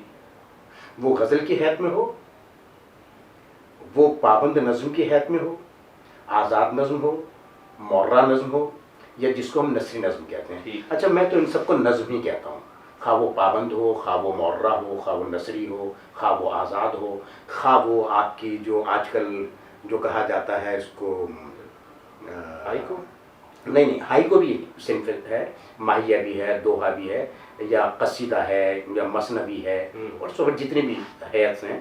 لیکن میں کانکریٹ پوئٹری کی بات کر رہا تھا کہ نثری نظم جیسے آئی ہے، اس بات کانکریٹ پوئٹری جو آئی ہے، خواہ وہ اس شکل میں ہو ہے نا، کسی بھی شکل میں ہو، مجھے اس میں نہیں، میں دیکھتا ہوں اس میں شعریت ہے. یعنی اچھا اگر تخلیق ہے، اس میں تخلیقی جوہر نمایاں ہو رہا ہے، اس کے اندر اس میں شعریت آ رہی ہے، تو میں اس کو ایکسیپٹ کرتا ہوں اور اپریشیٹ کرتا ہوں اس کو. مجھے اصل میں کلیشیز میں نہیں چاہتا. ٹھیک یعنی گھسی پٹی روایتی مردہ تراکیب جو ہیں ہے نا، یہ مجھے متاثر نہیں کرتی ہے نا. میں کہتا ہوں کوئی بات آنی چاہیے ہے نا، کوئی ایسے ڈھنگ سے، اور کچھ نہیں تو لفظوں کے در و بست ایسی مختلف اور شعری ہونی چاہیے کہ وہ ہماری طرف کھینچے، اس کو اسی طرف لے کے آئے ہے نا. یا خیال یا جذبہ جو ہے اس کا وفور ایسا ہو کہ وہ ہمیں بہا کے لے جائے اپنے ساتھ، وہ کسی بھی شکل میں.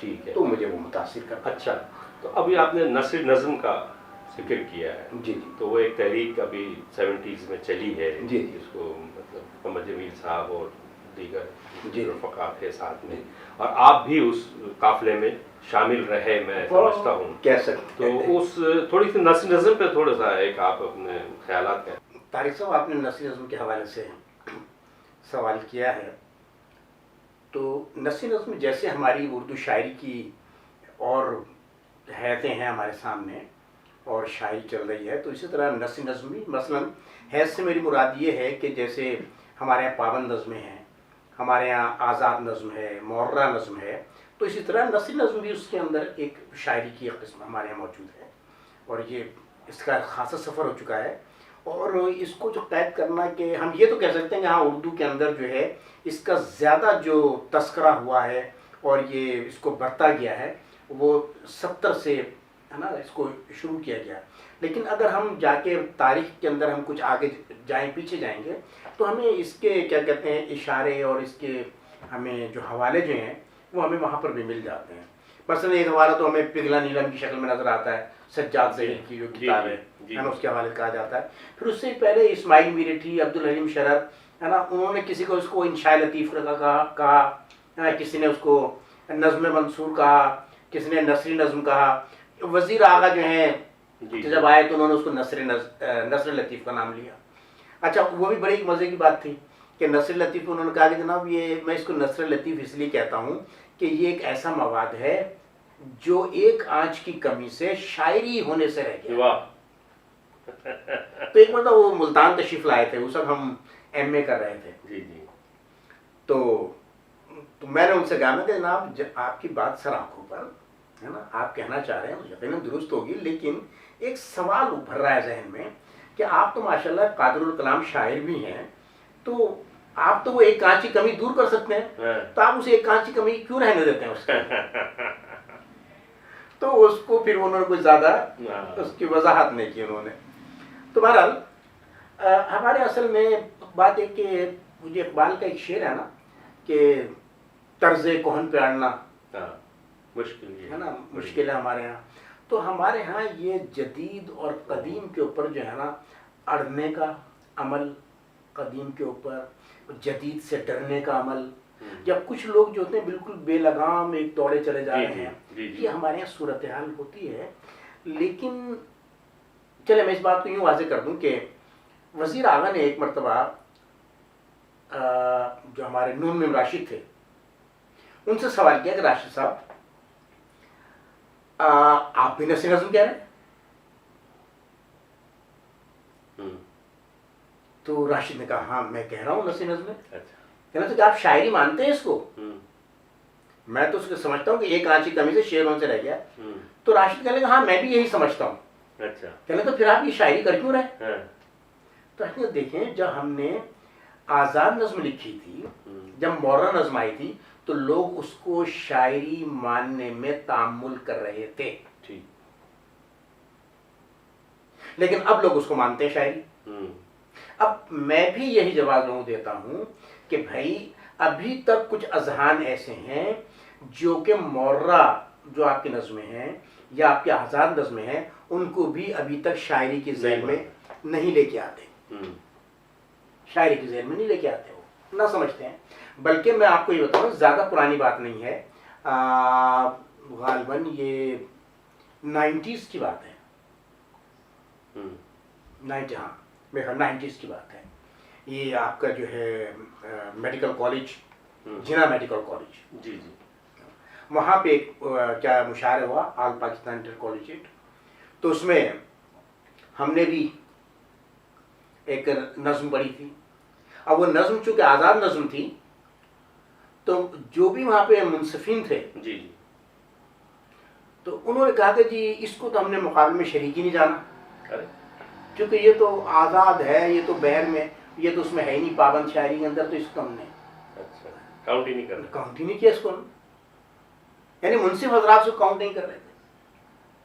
لیکن وہ اس وقت وہاں پہ پروین شاکر جو ہیں ہے نا وہ بھی موجود تھیں، اور بھی تو ان سب نے پھر کہا، تو انہوں نے پھر دوبارہ اس کو ریویو کیا اپنے فیصلے۔ ہاں، تو اس سے ہمیں ایک نقصان یہ ہوا کہ ہم ایز اے نظم تو ہمیں نظم کے شاعر کے ہمیں انعام نہیں ملا، لیکن شہاب الدین شہاب جو ہیں جی جی ہے نا، ان کو غزل پہ انعام مل گیا تھا، لیکن ہم دونوں کے مجموعی نمبر ملا کر اتنے ہو گئے تھے کہ ہم شیلڈ حاصل کر سکتے اچھا اچھا ویری نائس. تو یہ ہو گیا تھا. لیکن میں بتا یہ رہا ہوں کہ وہاں پہ جو منصف حضرات جو تھے ہے نا، انہوں نے جو ہے اس کو شاعری ماننے سے انکار کر دیا تھا. 90s تک کی بات بتا رہا ہوں. جی ہاں جی ہاں. وہی جو 70 میں بھی انہوں نے اس پہ بھی بڑی جو تحریک چلی ہے اس پہ کتنی تو اب مخالفتیں. بات یہ ہے کہ دیکھیں شاعری جب شروع ہوئی ہوگی، کیا آپ سمجھتے ہیں کہ شاعری جو ہے وہ شروع ہی سے پابند اور بحر اور کیا تو عروج میں ہوتی تھی؟ عروج تو یہ تو بہت بات کی دین ہے. بالکل. یہ تو خلیل نے دے دیا آپ کو عروج، تو آپ کے سامنے آ گئی ہے. لیکن اس سے پہلے جو شاعری ہوتی تھی، مثلا آپ یہ دیکھ لیجیے کہ کوئی آدمی گفتگو کر رہا ہوتا ہے تو آپ کہتے ہیں اچانک ارے یار تم تو شاعری شروع کر دی تم نے، ہوتا ہے ایسا. تو کیا وہ عروج میں کہہ رہا ہوتا ہے؟ نہیں. دیکھیں یہ فروعی اور ظاہری فرق ہے نثر اور شاعری کا. تو ہمیں فروعی اور ظاہری فرق سے قطع نظر ہو کے دیکھنا چاہیے کہ اصل فرق کیا ہے. صحیح. شاعری جس میں اس میں جو شعری صداقت ہوتی ہے، نثر کے اندر تعقلی صداقت ہوتی ہے، یا جس کو کہتے ہیں ایک میں زمینی صداقت ہوتی ہے، ایک میں پوئٹک ٹروتھ ہوتا ہے اس میں. صحیح ہے نا، جو دونوں سے بالکل مختلف الگ چیز ہوتا ہے. صحیح. شاعری میں جب تک کوئی چیز جذبے اور احساس میں ڈھل کر نہیں آئے گی، خواہ وہ کتنی ہی عقلی چیز کیوں نہ ہو، جب تک وہ جذبے اور احساس میں ڈھل کر نہیں آئے گی تب تک وہ آپ کو متاثر نہیں کرے گی. اس کا مقصد یہ ہے کہ حقیقت کو آپ جذبے اور حسیات اور محسوسات کی بنیاد پہ جب کیپچر کنسیو کرتے ہیں اور اس کا اسی طرح بیان کرتے ہیں شدت کے ساتھ، ہے نا، تو وہ شعر کی طرف گامزن ہوتی ہے. لیکن جب آپ اس کو منطق اور ریشنل کے ساتھ، آپ شعوری تعقل کے ساتھ اس کو لے کے چلتے ہیں، تو وہ پھر جو ہمارے مروج صداقتیں جو ہوتی ہیں ان کی طرف تو پورا اترتا، لیکن آپ کو وہ شعر کے طور پہ متاثر نہیں کرتا. تو اس طرح ہمارے ہاں جو ہے کیا کہتے ہیں جو نظم کا سفر شروع ہوا، جیسے میں نے کہا ماڈرن نظم. پہلے کیا ہوا کہ نظم تھی، پابند نظم تھی، عروج میں ہوتی تھی، اس میں ردیف بھی تھی، اس میں قافیہ بھی تھا، جیسے غزل میں ہے. رائٹ. صرف یہی ہے نا کہ غزل میں پریشاں خیالی ہے کہ اس میں ہر شعر کے اندر جو ہے ایک الگ خیال ہوتا ہے، اور نظم کے اندر ایک مسلسل خیال چل رہا ہوتا ہے. رائٹ. تو جب نظم آئی تو اس نے کیا کیا، آپ نے دیکھو گا غزل میں بھی سب سے پہلے تو غزل نے کیا کہتے ہیں اپنا دامن چھڑایا سے ردیف سے. تو غیر مرتب غزلیں آپ کو نظر آئیں گی. کیوں؟ کیونکہ شاعر کو محسوس ہوا کہ کہیں پر کہ یہ ردیف جو ہے اس کے خیال، اس کے جذبے کو آگے ابلاغ کرنے میں رکاوٹ ڈال رہا ہے. بالکل. تو اس نے اس کو منہا کر دیا، اس میں سے صحیح صرف مخفف غزلیں کہنے لگا، ہے نا، اس نے مرتب غزلیں ختم کر دی اس نے. اب یہی چیز جب آپ کی اس میں آتی ہے، کیا کہتے ہیں نظم میں آتی ہے، تو وہاں پر بھی یہ ہوا کہ کہیں تو وہ کیا کہتے ہیں مردف اور مقفع ہوتی تھیں، ہے نا، تو کہیں مردف ہٹائی تو مقفع رہ گئی، اور پھر جب قافیے کی قید بھی ہٹائی اس نے، ہے نا، تو وہ معرہ رہ گئی. لیکن یاد رہے کہ اس کے اندر اوزان، بحر یا عروج جو ہیں وہ بالکل اسی طرح بڑھتے جا رہے تھے جیسے کہ غزل میں بڑھتے جاتے ہیں. ہاں، ہر مصرے میں کیا کہتے ہیں وہی ایک کیا کہتے ہیں بحر ہوتی تھی، ہے نا، اور عروج کے جو ارکان ہیں، ہے نا، وہ بھی اسی تعداد جتنے پہلی کیا کہتے ہیں مصرے میں ہے اتنی ہی تعداد دوسرے مصرے میں برابر ہوتی ہے. اب یہاں بھی آ کے شاعر کو پھر محسوس ہوا کہ جو عہد بدلتا ہے، آپ کا عہد جو ہے ساتھ اپنے پیچیدہ ہوتا جا رہا ہے. مثلا آپ یوں دیکھ لیجئے کہ یہ موبائل فون جو آپ کے پاس ہے بظاہر بڑا آسان ہے، آپ اس کو استعمال کر رہے ہیں، لیکن یہ کتنی کمپلیکس چیز ہے. یہ آپ کو گھڑی کا کام بھی دے رہا ہے، آپ کو ٹارچ کا کام بھی دے رہا ہے نا، آپ کو یہ کیا کہتے ہیں پروجیکٹر کا کام بھی دے رہا ہے نا، یہ آپ کو ٹائپ رائٹر کا کام بھی دے رہا ہے، رائٹ، ٹیلی ویژن کا کام بھی دے رہا ہے آپ کو، ہے نا. یہ سارے کام آپ کو کیا کہتے ہیں کتنی چیزیں منہا کر دی ہیں. یہ کمپلیکس مشینری ہو گئی. جب یہ آ گئی ہے تو آپ کے معاف کی جگہ ہجر اور وصال کی کہانی اور جذبے بالکل تبدیل ہو گئے ہیں. بالکل بدل گئے. پہلے ایک شخص جو ہے وہ ایک شہر سے دوسرے شہر جاتا تھا، گاؤں سے شہر جاتا تھا تو ہجر واقع ہو جاتا تھا.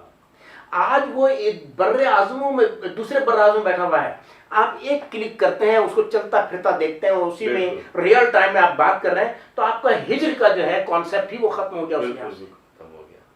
تو اب یہاں پہ ہجر جو ہے وہ تبدیل ہو گیا، یعنی کہ ہجر ختم ہو گیا نہیں، ہجر کی نوعیت تبدیل ہو گئی، نوعیت بدلی گئی، وہاں پہ ہجر کی نوعیت، جب ہجر کی نوعیت بدلے گی تو پھر غزل بھی بدلے گی، بالکل اس میں ہی جب تبدیلی غزل ہے۔ بدلے گی ہے تو پوری شاعری بدلے گی، نظم بدلے گی، ہے نا، اور اس کے اندر یہ جو قید و ضوابط ہیں آپ کے ان میں بھی وہ سب تبدیلی، تبدیلی آئیں گی اس کے بالکل۔ اندر، تو بالکل ایسے اس میں تبدیلی آئی ہے اس میں۔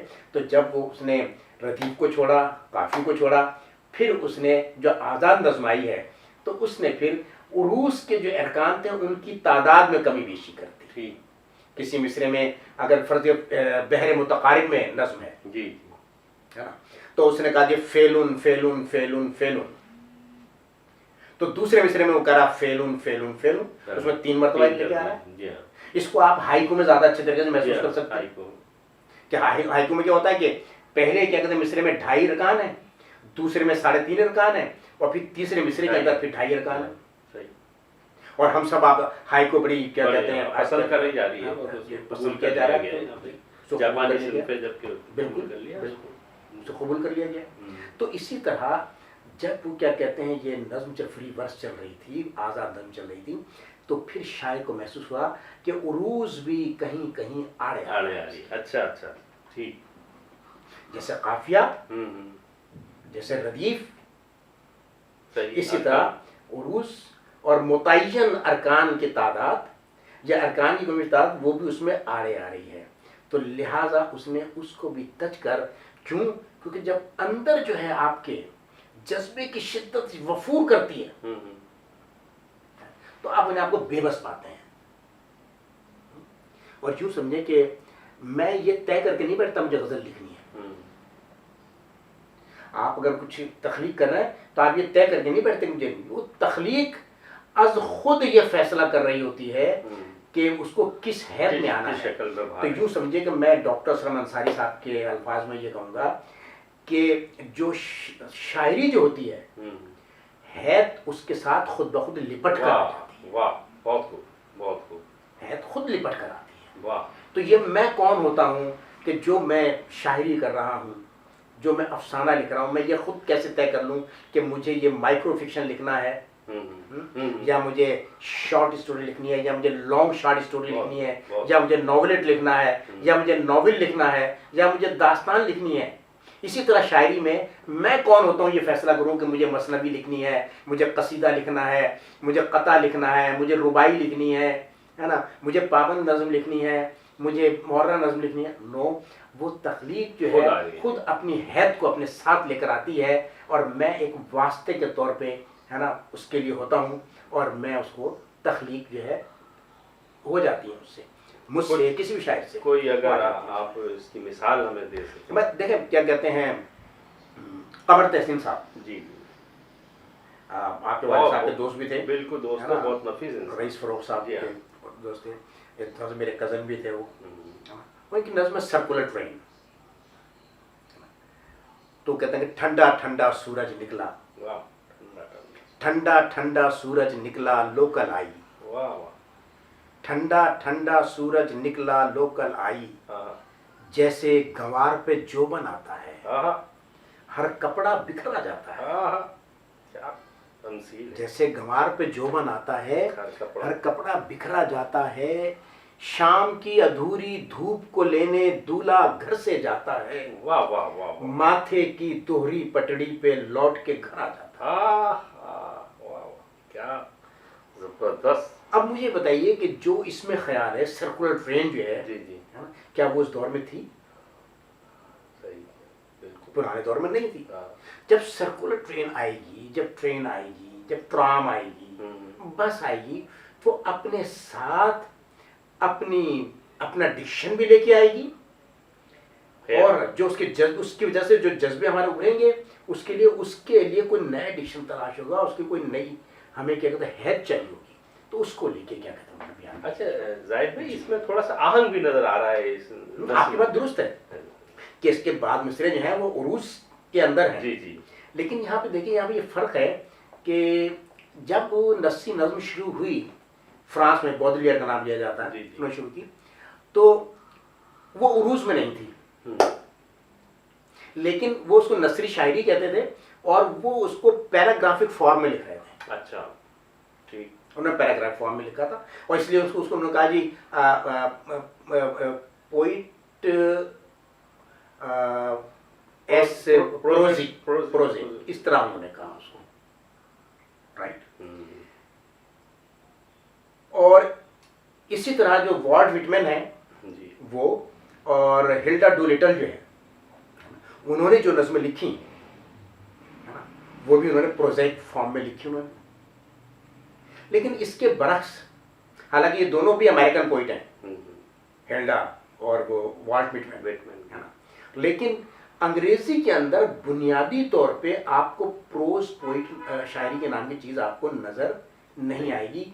वजह क्या थी कि उन्होंने जो फ्री वर्स जो नाम दिया था जी। उस नाम में इतनी गुंजाइश थी कि अच्छा। उसमें क्या कहते हैं, वजन वाले अच्छा, मिसरे, ठीक है ना, वो भी, और गैर उरूजी मिसरे, वो सब उसमें समा जाते थे, अच्छा, और समाते थे। उसी वर्ड और ये भी होता है तो लंबी नज़में उसके अंदर उरूज भी तब्दील हो जाती थी। अच्छा। और इसकी मिसाल हमारी उर्दू शायरी में मिलती है जी कि हाँ। बात बड़ी जो तवील नज़में जो हैं उसके अंदर उरूज भी तब्दील हो जाते हैं। ठीक। तो कमर तहसीन ने जो है ये वो तजर्बा किया कि इसमें कुछ उरूजी मिसरे ठीक है। और कुछ गैर उरूजी मिसरे, सही। है ना, उनकी आपस में बुनत करके उन्होंने ये नज़्म दी। तो इस तरह ये हमारे सामने जो ये नज़्म आती, ठीक है, ठीक। और ये अपने पूरे अबलाग करती है हमें इसके। सही। अच्छा, और आजकल के दौर में भी नस्री नज़्म कही जा रही है। हाँ हाँ बिल्कुल, क्यों नहीं। तो कुछ आप कुछ उनके नाम बताइए जो शायर जो इसमें। भाई देखिए, नस्री नज़्म इस वक्त लिखी जा रही है आजकल। आपके अगर आप जरा थोड़ा सा पीछे जाएंगे तो आपका अफजाल सैयद, ज़ीशान साहिल, है ना, आज के उसमें तनवीर अंजुम, है ना, अजरा अब्बास, जी जी, अनवर सिंह राय, जी जी, है ना, ये तो आज के दौर में हमें अपने सामने चलते हुए अबरार दिख रहे अहमद लोग, भी। है ना, अबरार अहमद, है ना, उनको तो पूरा मजमून भी है इसके ऊपर, उनके ऊपर जिन्होंने बात की है ना? तो लेकिन इसके साथ साथ जो नज़्म है तो उसमें कुछ एतराज़ात भी आ रहे हैं। मसलन एतराज़ एक मुझे याद है, हुमायूं जो रिसाला निकलता है इंडिया का था, है ना, 1923 में, 1923 में, तो वो सालिक बटालवी साहब थे। अच्छा। उनका एक मजमून शाया हुआ उसमें, है ना, अदबियात उर्दू के नाम से। लेकिन उसमें एक ज़ैली उन्होंने उन्वान रखा कि अदब में नई बीमारी। अच्छा अच्छा, 1923 की बात जी, और उस वक्त उन्होंने उसको नस्री नज़्म को उसको नई बीमारी का नाम दिया। अच्छा अच्छा, वो बैठ गए।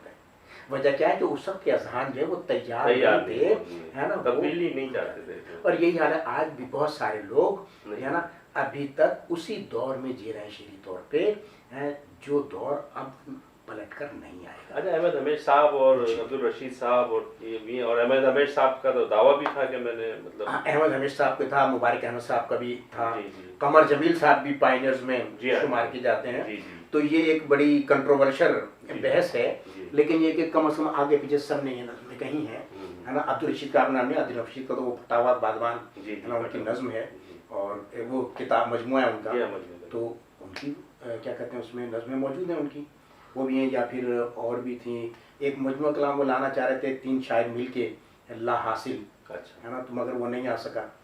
तो इस तरह के तारीख जानी जी, हमारे जिनको मरहूम कहते हुए,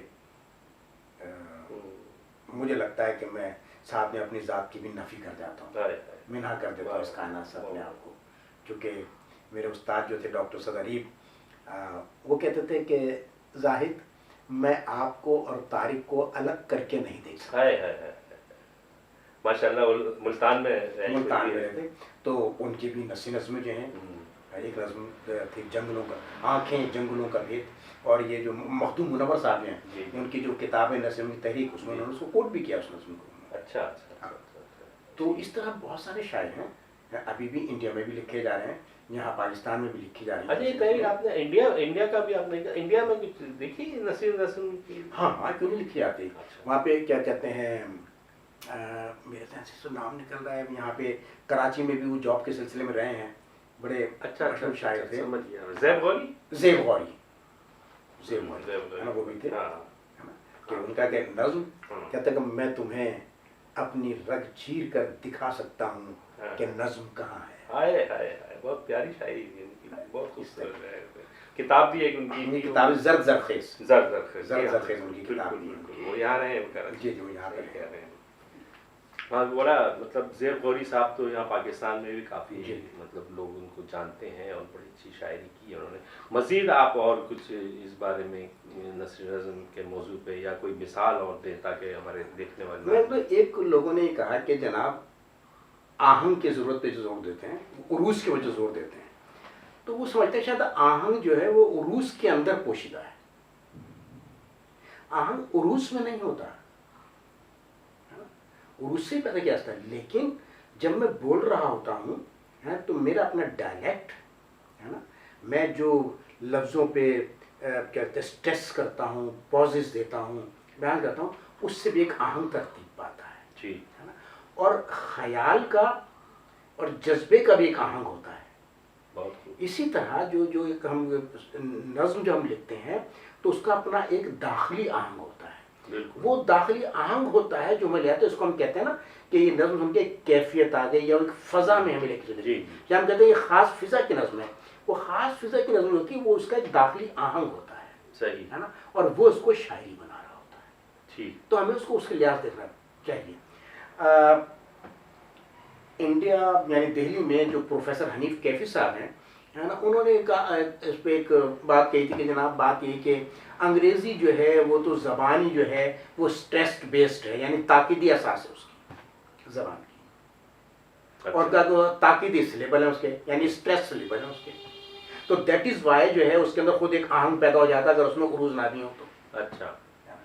لیکن جب وہ یہ بات کہتے ہیں تو میرے نزدیک وہ یہ بھول جاتے ہیں ہے نا کہ ہم اپنی جو اردو زبان جو ہے نا اس کے بھی جو تلفظ کرتے ہیں وہ ہم صوتیے کی بنیاد پر. بالکل ہوتا ہے, بالکل صحیح.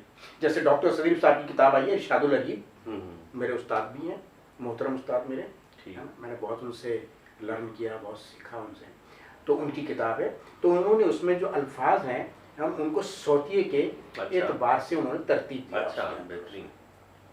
تو جب اس کی ایک صوت ہوتی وہ, اور خاص طور سے آپ دیکھیں کہ آپ جو کلاسیکل شاعری ہماری اس کو بھی اگر آپ پڑھیں تو شاعروں نے بعض حروف کی اصوات سے بہت کام لیا ہے, جیسے شین, نون ہے نا, اس میں جو نغمگی ہے ان حروف کی صوتیے کے اندر ہے نا, وہ ہمارے کام آتے ہیں.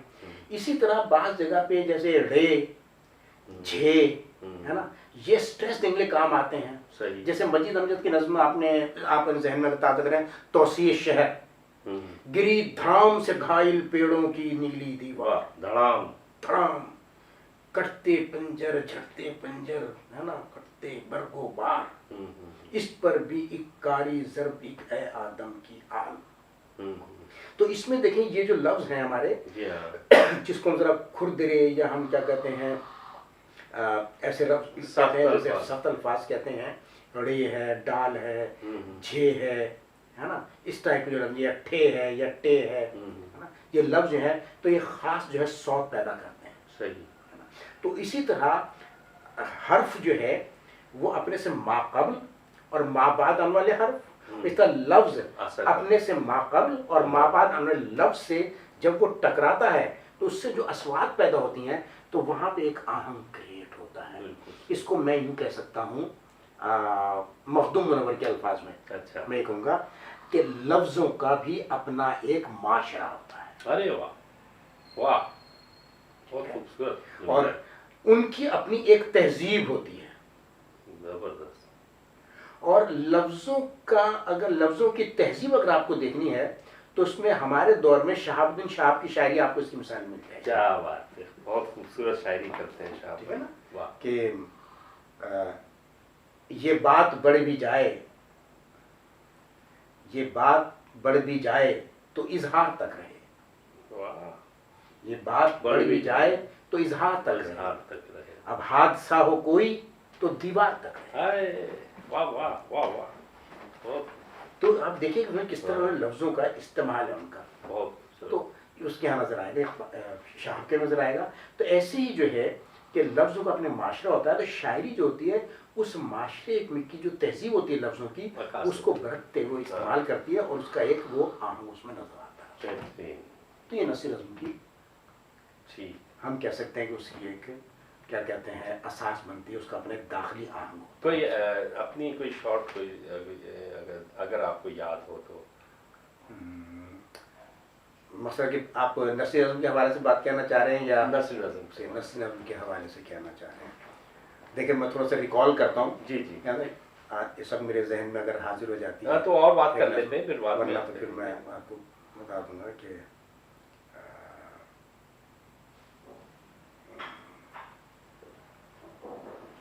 देखिए अभी मेरे जहन में चलो, recall और नहीं हो रही। दूसरे आप ये देख रहे हैं कि आगे अभी जो हमारी नौजवान नस्ल है जी जी उनमें ये नस्ल नज़म पहुंच गई है और वो उसको कैसे बरत रहे हैं? बिल्कुल, क्यों नहीं क्या कहते हैं बहुत अच्छे अच्छे शायर सामने आ रहे हैं, जैसे अबरार अहमद, जी जी, डॉक्टर अबरार अहमद, आबिद अमीर, हम्म, वो लिख रहे हैं, डॉक्टर अबरार लिख रहे हैं, और भी कई लोग हैं।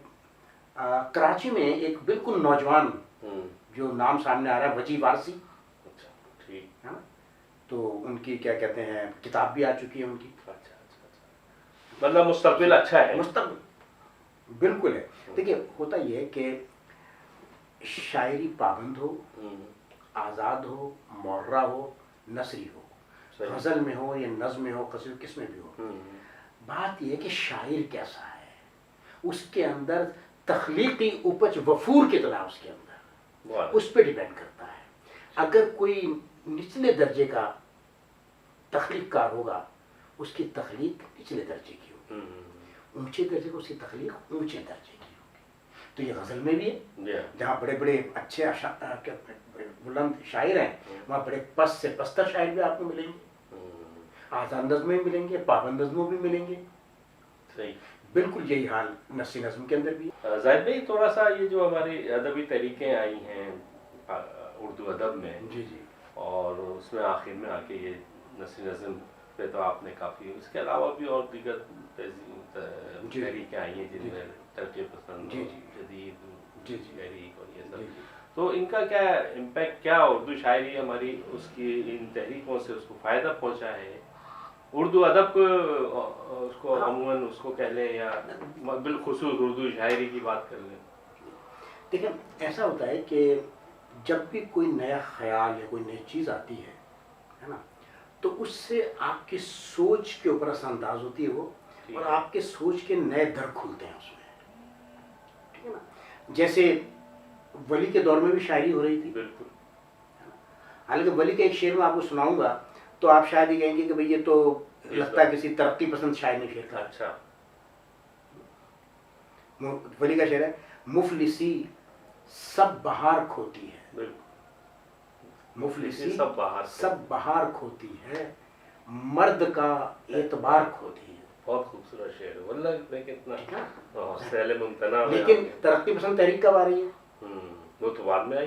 लेकिन ये है ये इक्का दुक्का इस तरह के ख्याल आते अच्छा। थे हमारे पास, लेकिन जब एक तहरीक आई और मार्क्सिज्म की मरबूत होके आ गई आई, तो एक मरबूत और एक तहरीक चली, और लोगों ने उसमें नए नए एंगल तलाश किए, है ना, नए नए जाविये से देखा, उन्होंने चीज़ों की गहराई में गए, है ना, उन्होंने परखा, और उसके रवाबित जो है वो तलाश किए, मौजूद से, माशरे से, लोगों से, फर्द से, तहजीब से, निज़ाम से उन्होंने देखा।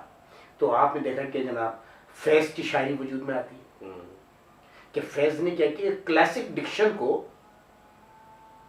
उसे जो हमारी तरक्की पसंद तहरीक के जो ख्यालात जो थे हैं, उसमें समो दिया उसको। सही, ठीक है। फिर जोश की शायरी भी सामने आती है, उससे पहले मजाज भी थे और भी दूसरे लोग हैं, ठीक है ना, कासिम साहब हैं।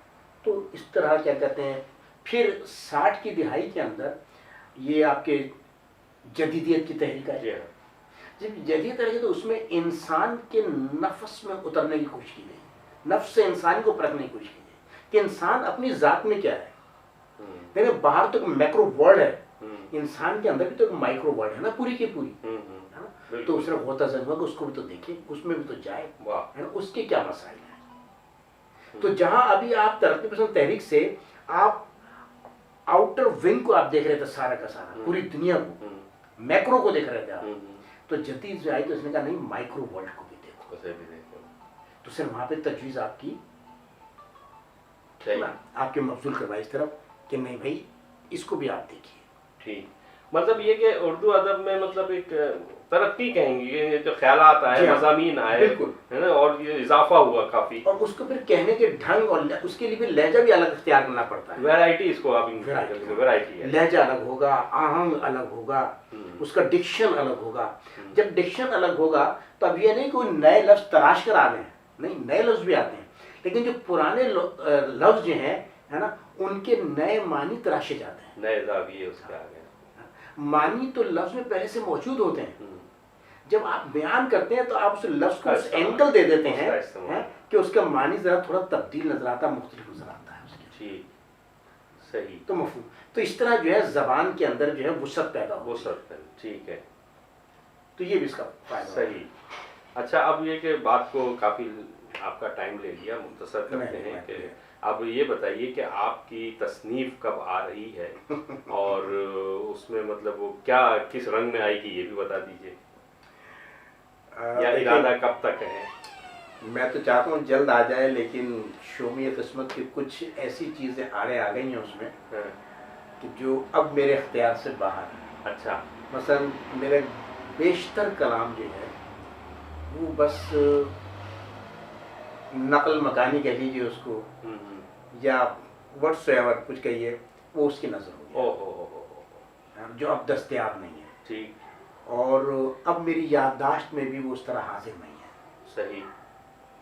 तो कुछ चीज़ें तो कोशिश करेंगे, कुछ चीज़ें ताज़ा हैं जो मैंने लिखी हैं, मुख्तसर ही इंशाल्लाह मजमू कलाम आ जाए, मुख्तसर कोशिश की जाएगी इंशाल्लाह जल्द, एक साल के अंदर इंशाल्लाह। अच्छा, इंशाल्लाह मुंतज़िर रहेंगे। और दूसरा एक कोई छोटा मोटा कोई मैसेज दे दीजिए नई नस्ल जो अदब की तरफ है और मज़ीद उसमें आना चाहे। देखिए, अदब जो है इसके लिए जानकारी करनी पड़ती है। एक तो कि अपने मुताले को वसी करें, जैसे कि मैंने अर्ज़ किया था कि लफ्ज़ का अपना एक माशरा होता है, ज़बान की अपनी एक तहजीब होती है। तो हर लिखने वाले का ये फ़र्ज़ है, ख़ास तौर से नए लोगों का, तो कि वो लफ्ज़ के माशरे को समझें, ज़बान की तहजीब को समझें। बहुत। और फिर देखें, जब लफ्ज़ के माशरे को समझेंगे तो आप देखें उसमें उस माशरे में कितने फ़र्द रहते हैं। अच्छा। यानी मेरा मकसद ये है कि आपको ज़बान पे उबूर होना चाहिए, उसकी लफ्ज़ियात का ज़ख़ीरा आपके पास होना चाहिए। जितना वसी ज़ख़ीरा आपके पास होगा उतने ही मुतनव्वे ख़यालात, एहसासात और जज्बात को आप जो है तख्लीक के अंदर ला सकेंगे, उनको आप कन्वे कर सकेंगे उसको। बहुत खूब है, तो आप इहाता कर सकते हैं उनका। और इसके साथ जो आपके क्लासिक पोइट्री है जी या क्लासिक अदब है ना, उसका बनज़र गौर जायज़ा लें और बराह करम किसी को कॉपी करने की कोशिश ना करें। अपना अंदाज, अपना अंदर तलाश करें कि आप क्या हैं, आपके अंदर कौन सा ऐसा पहलू है ना, जो मुख्तलिफ है, जो आपको उकसा रहा है लिखने के लिए। मैं ये सोचा नहीं कि नहीं यार वो फला ने ऐसा लिखा मैं भी ऐसे लिखूं, नहीं, वो तो उसने लिखा है, वो उसकी चीज़ है, आपको वो कैसी लग रही है। सही। क्योंकि हर आदमी का अंदाज, एंगल मुख्तलिफ होता है देखने का, तो आप अपने एंगल से चीज़ों को देखें। बहुत अच्छा। तो अपने मुताले की आदत को वसी करें, पढ़ें और फिर देखेंगे क्या चीज़ थी इसने गालिब को गालिब बनाया है, मीर को किसने मीर बनाया है। बहुत अच्छी बात है। उसके लिहाज से अपने आप को दरियाफ्त करें। ठीक, बहुत अच्छा पैगाम मैं समझता हूँ नई नस्ल को, हमारे नौजवान लिखारियों को पहुँच गया है। अब मेरी गुजारिश है कि कुछ अपना कलाम इनायत कीजिए अपने देखने वालों को। हमारे भैया आपका सलाम, मैं तो कहता हूँ गुफ्तगू बहुत अच्छी हो रही थी, आपके बहुत सवाल आपने बहुत अच्छे आ रहे काफ़ी टाइम थे। लिया, मगर ये कि जाहिर है वो गुफ्तगू तो इतनी दिलचस्प है कि अभी घंटों चलेगी, मगर कुछ प्रोग्राम का वक्त भी इधर आ आता है। तो क्या आप कोई क्या आप कहेंगे? जैसे आप या नज्म क्या हो, सुनाएं? गज़ल हो, चलिए। कोई सुना दीजिए। चलिए, आपने पहले नज़्म कहा है जी। तो मैं एक नज़्म जो है सुनाता हूँ। नज़्म का उन्वान है औज बिन उनक का ख्वाब। औज बिन उनक का ख्वाब। औज बिन उनक का ख्वाब। वो सूरज को जोड़ा बनाए, समंदर को पैरों से दाबे खड़ी है। वाह वाह। वो सूरज को जोड़ा बनाए, समंदर को पैरों से दाबे खड़ी है, वाह। सितारे को छूती है और मुझसे कहती है तुम जानते हो, हम्म, सितारे को छूती है और मुझसे कहती है तुम जानते हो, सितारा नहीं खाक है, ये टूटा हुआ पारा चौक है। वाह वाह। वो सूरज को जूड़ा बनाए, हाँ, समंदर को पैरों से दाबे खड़ी है, हाँ, सितारों को छूती है और मुझसे कहती है तुम जानते हो, हाँ, सितारा नहीं खाक है, हाँ, ये टूटा हुआ पारा चाक है। हाँ, फिर चितवन की तीखी खड़ी धार को हाँ, मुकाबिल में रख के दलाइल के सारे परिंदों के पर खींच करके रऊनत से कहती है ये हाँ। देखते हो। हाँ, फिर चितवन की तीखी खड़ी धार को हाँ, मुकाबिल में रख के हाँ, दलाइल के सारे परिंदों के पर खींच हाँ। करके रऊनत से कहती है ये देखते हो, हाँ, समंदर नहीं राख है, हाँ, ये पाँव से लिपटी अनाओं की एक जल बुझी साख है। वाह वो सूरज को जूड़ा बनाए, वाह समंदर को पैरों से दाबे खड़ी है। वाह वाह वाह, बहुत खूबसूरत, बहुत खूबसूरत। वाह, बहुत शुक्रिया, बहुत बहुत मजा आया, मजा आ गया। बहुत कोई शुक्रिया। गजल के अगर कुछ अशार कुछ हो तो प्लीज कभी ना। चलिए गज़ल के एक आपके शेर सुना देता हूँ, गज़ल के कुछ अशआर। इसमें थोड़ा सा जो है, जो मतला जो है जी जी उसमें आपको जो हमारी ये जो अभी कोविड जी जी, अच्छा कोरोना है, जो हालात गुजर रहा है हालात उस पे आ जाएगा। मुताबिकत होगी। मतला है, अपने आपे में रह रहा हूँ मैं, अच्छा, अपने आपे में रह रहा हूँ। अपने आपे में रह रहा हूँ मैं। काफी मकबूल हुई है गजल। हाँ मोहब्बत है। अपने आपे में रह रहा हूँ मैं, देख साशे में रह रहा हूँ, वाह वाह वाह वाह, अपने आपे में रह रहा हूँ मैं, देख साशे में रह। देख साशे में रह रहा हूँ मैं। और जब से तस्वीर टांग दी है मेरी, जब से तस्वीर टांग दी है, जब से तस्वीर टांग दी है मेरी, तब से खाके में रह रहा हूँ मैं। क्या बात है, क्या बात है, वाह। जब से तस्वीर टांग दी है मेरी, तब से खा के, तब से खाके में रह रहा हूँ मैं। बहुत वाह। और ऐ करोना तेरी तसल्ली को, हाँ, है करोना तेरी तसल्ली ऐ को। करोना तेरी तसल्ली को, एक ढाटे में रह रहा हूँ। क्या बात है, मैंने तो मेरे ख्याल में पहले ये अल्फाज आप यूज कर रहे हैं पहले गजल में।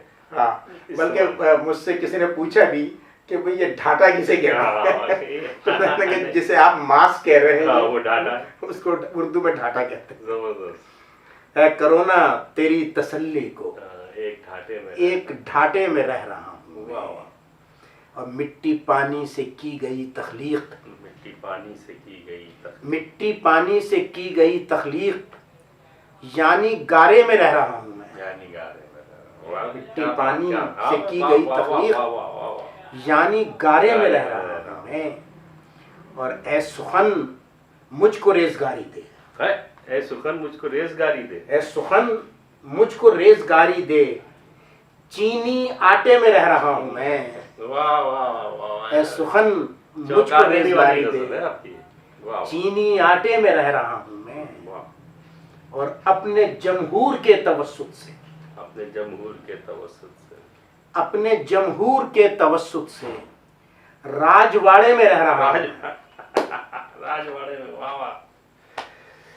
अपने जमहूर के तवस्सुत से अपने जमहूर के तवस्सुत से, हाँ, राजवाड़े में बहुत- रह रहा हूँ बहुत- मैं। और तेरी बिंदिया जो यूं चमकती है, तेरी बिंदिया जो यूं चमक, तेरी बिंदिया जो यूं चमकती है, तेरे माथे में रह रहा हूँ मैं। वाह वाह वाह। तेरी वाह, बिंदिया बहुत जो खूबसूरत, यूं चमकती है, बहुत खूबसूरत साहब, बहुत बहुत शुक्रिया। खूबसूरत, माशाल्लाह। तेरे माथे में रह रहा हूँ मैं। वाह वाह वाह वाह। और वो भी जपती है माला पाठे की, अच्छा, वो भी जपती है माला पाटे। वो भी जपती है माला पाठे की, जब से साठे में रह रहा हूँ। जब से साठे में रह रहा हूँ, वो भी जपती है माला पाठे की, जब से साठे में, जब से साठे में रह रहा हूँ बहुत मैं। खूब, बहुत खूब। वाह वाह। देख हाँ, अपने आपे में रह रहा हूँ मैं, हाँ। एक देख साशे में रह। साशे में, बहुत खूब, बहुत लुत्फ आ गया आपकी शायरी सुनकर। जाहिद भाई, आपने काफ़ी टाइम दिया वर्ल्डनामा चैनल की प्रोग्राम अदब और अदीब के लिए हम आपके इंतहाई मशकूर हैं, और इंशाल्लाह जो भी बातें प्रश्न रह गई हैं तो इंशाल्लाह नेक्स्ट मीटिंग में आपके साथ ज़रूर। मैं भी आपको बहुत शुक्रगुजार हूँ कि आपने मुझे ताज़ीम दी, मुझे बुलाया यहाँ पे, इस काबिल समझा मुझे। हालांकि मन दानम मुझे मालूम है, लेकिन इंशाल्लाह कि आपके जो सवालात हैं वो इतने क्या कहते हैं अमल अंगेज़ के तौर पर काम कर रहे हैं कि गुफ्तगू का एक लुत्फ़ रहा। बहुत नवाजिश आपकी, थैंक यू, बहुत शुक्रिया। आप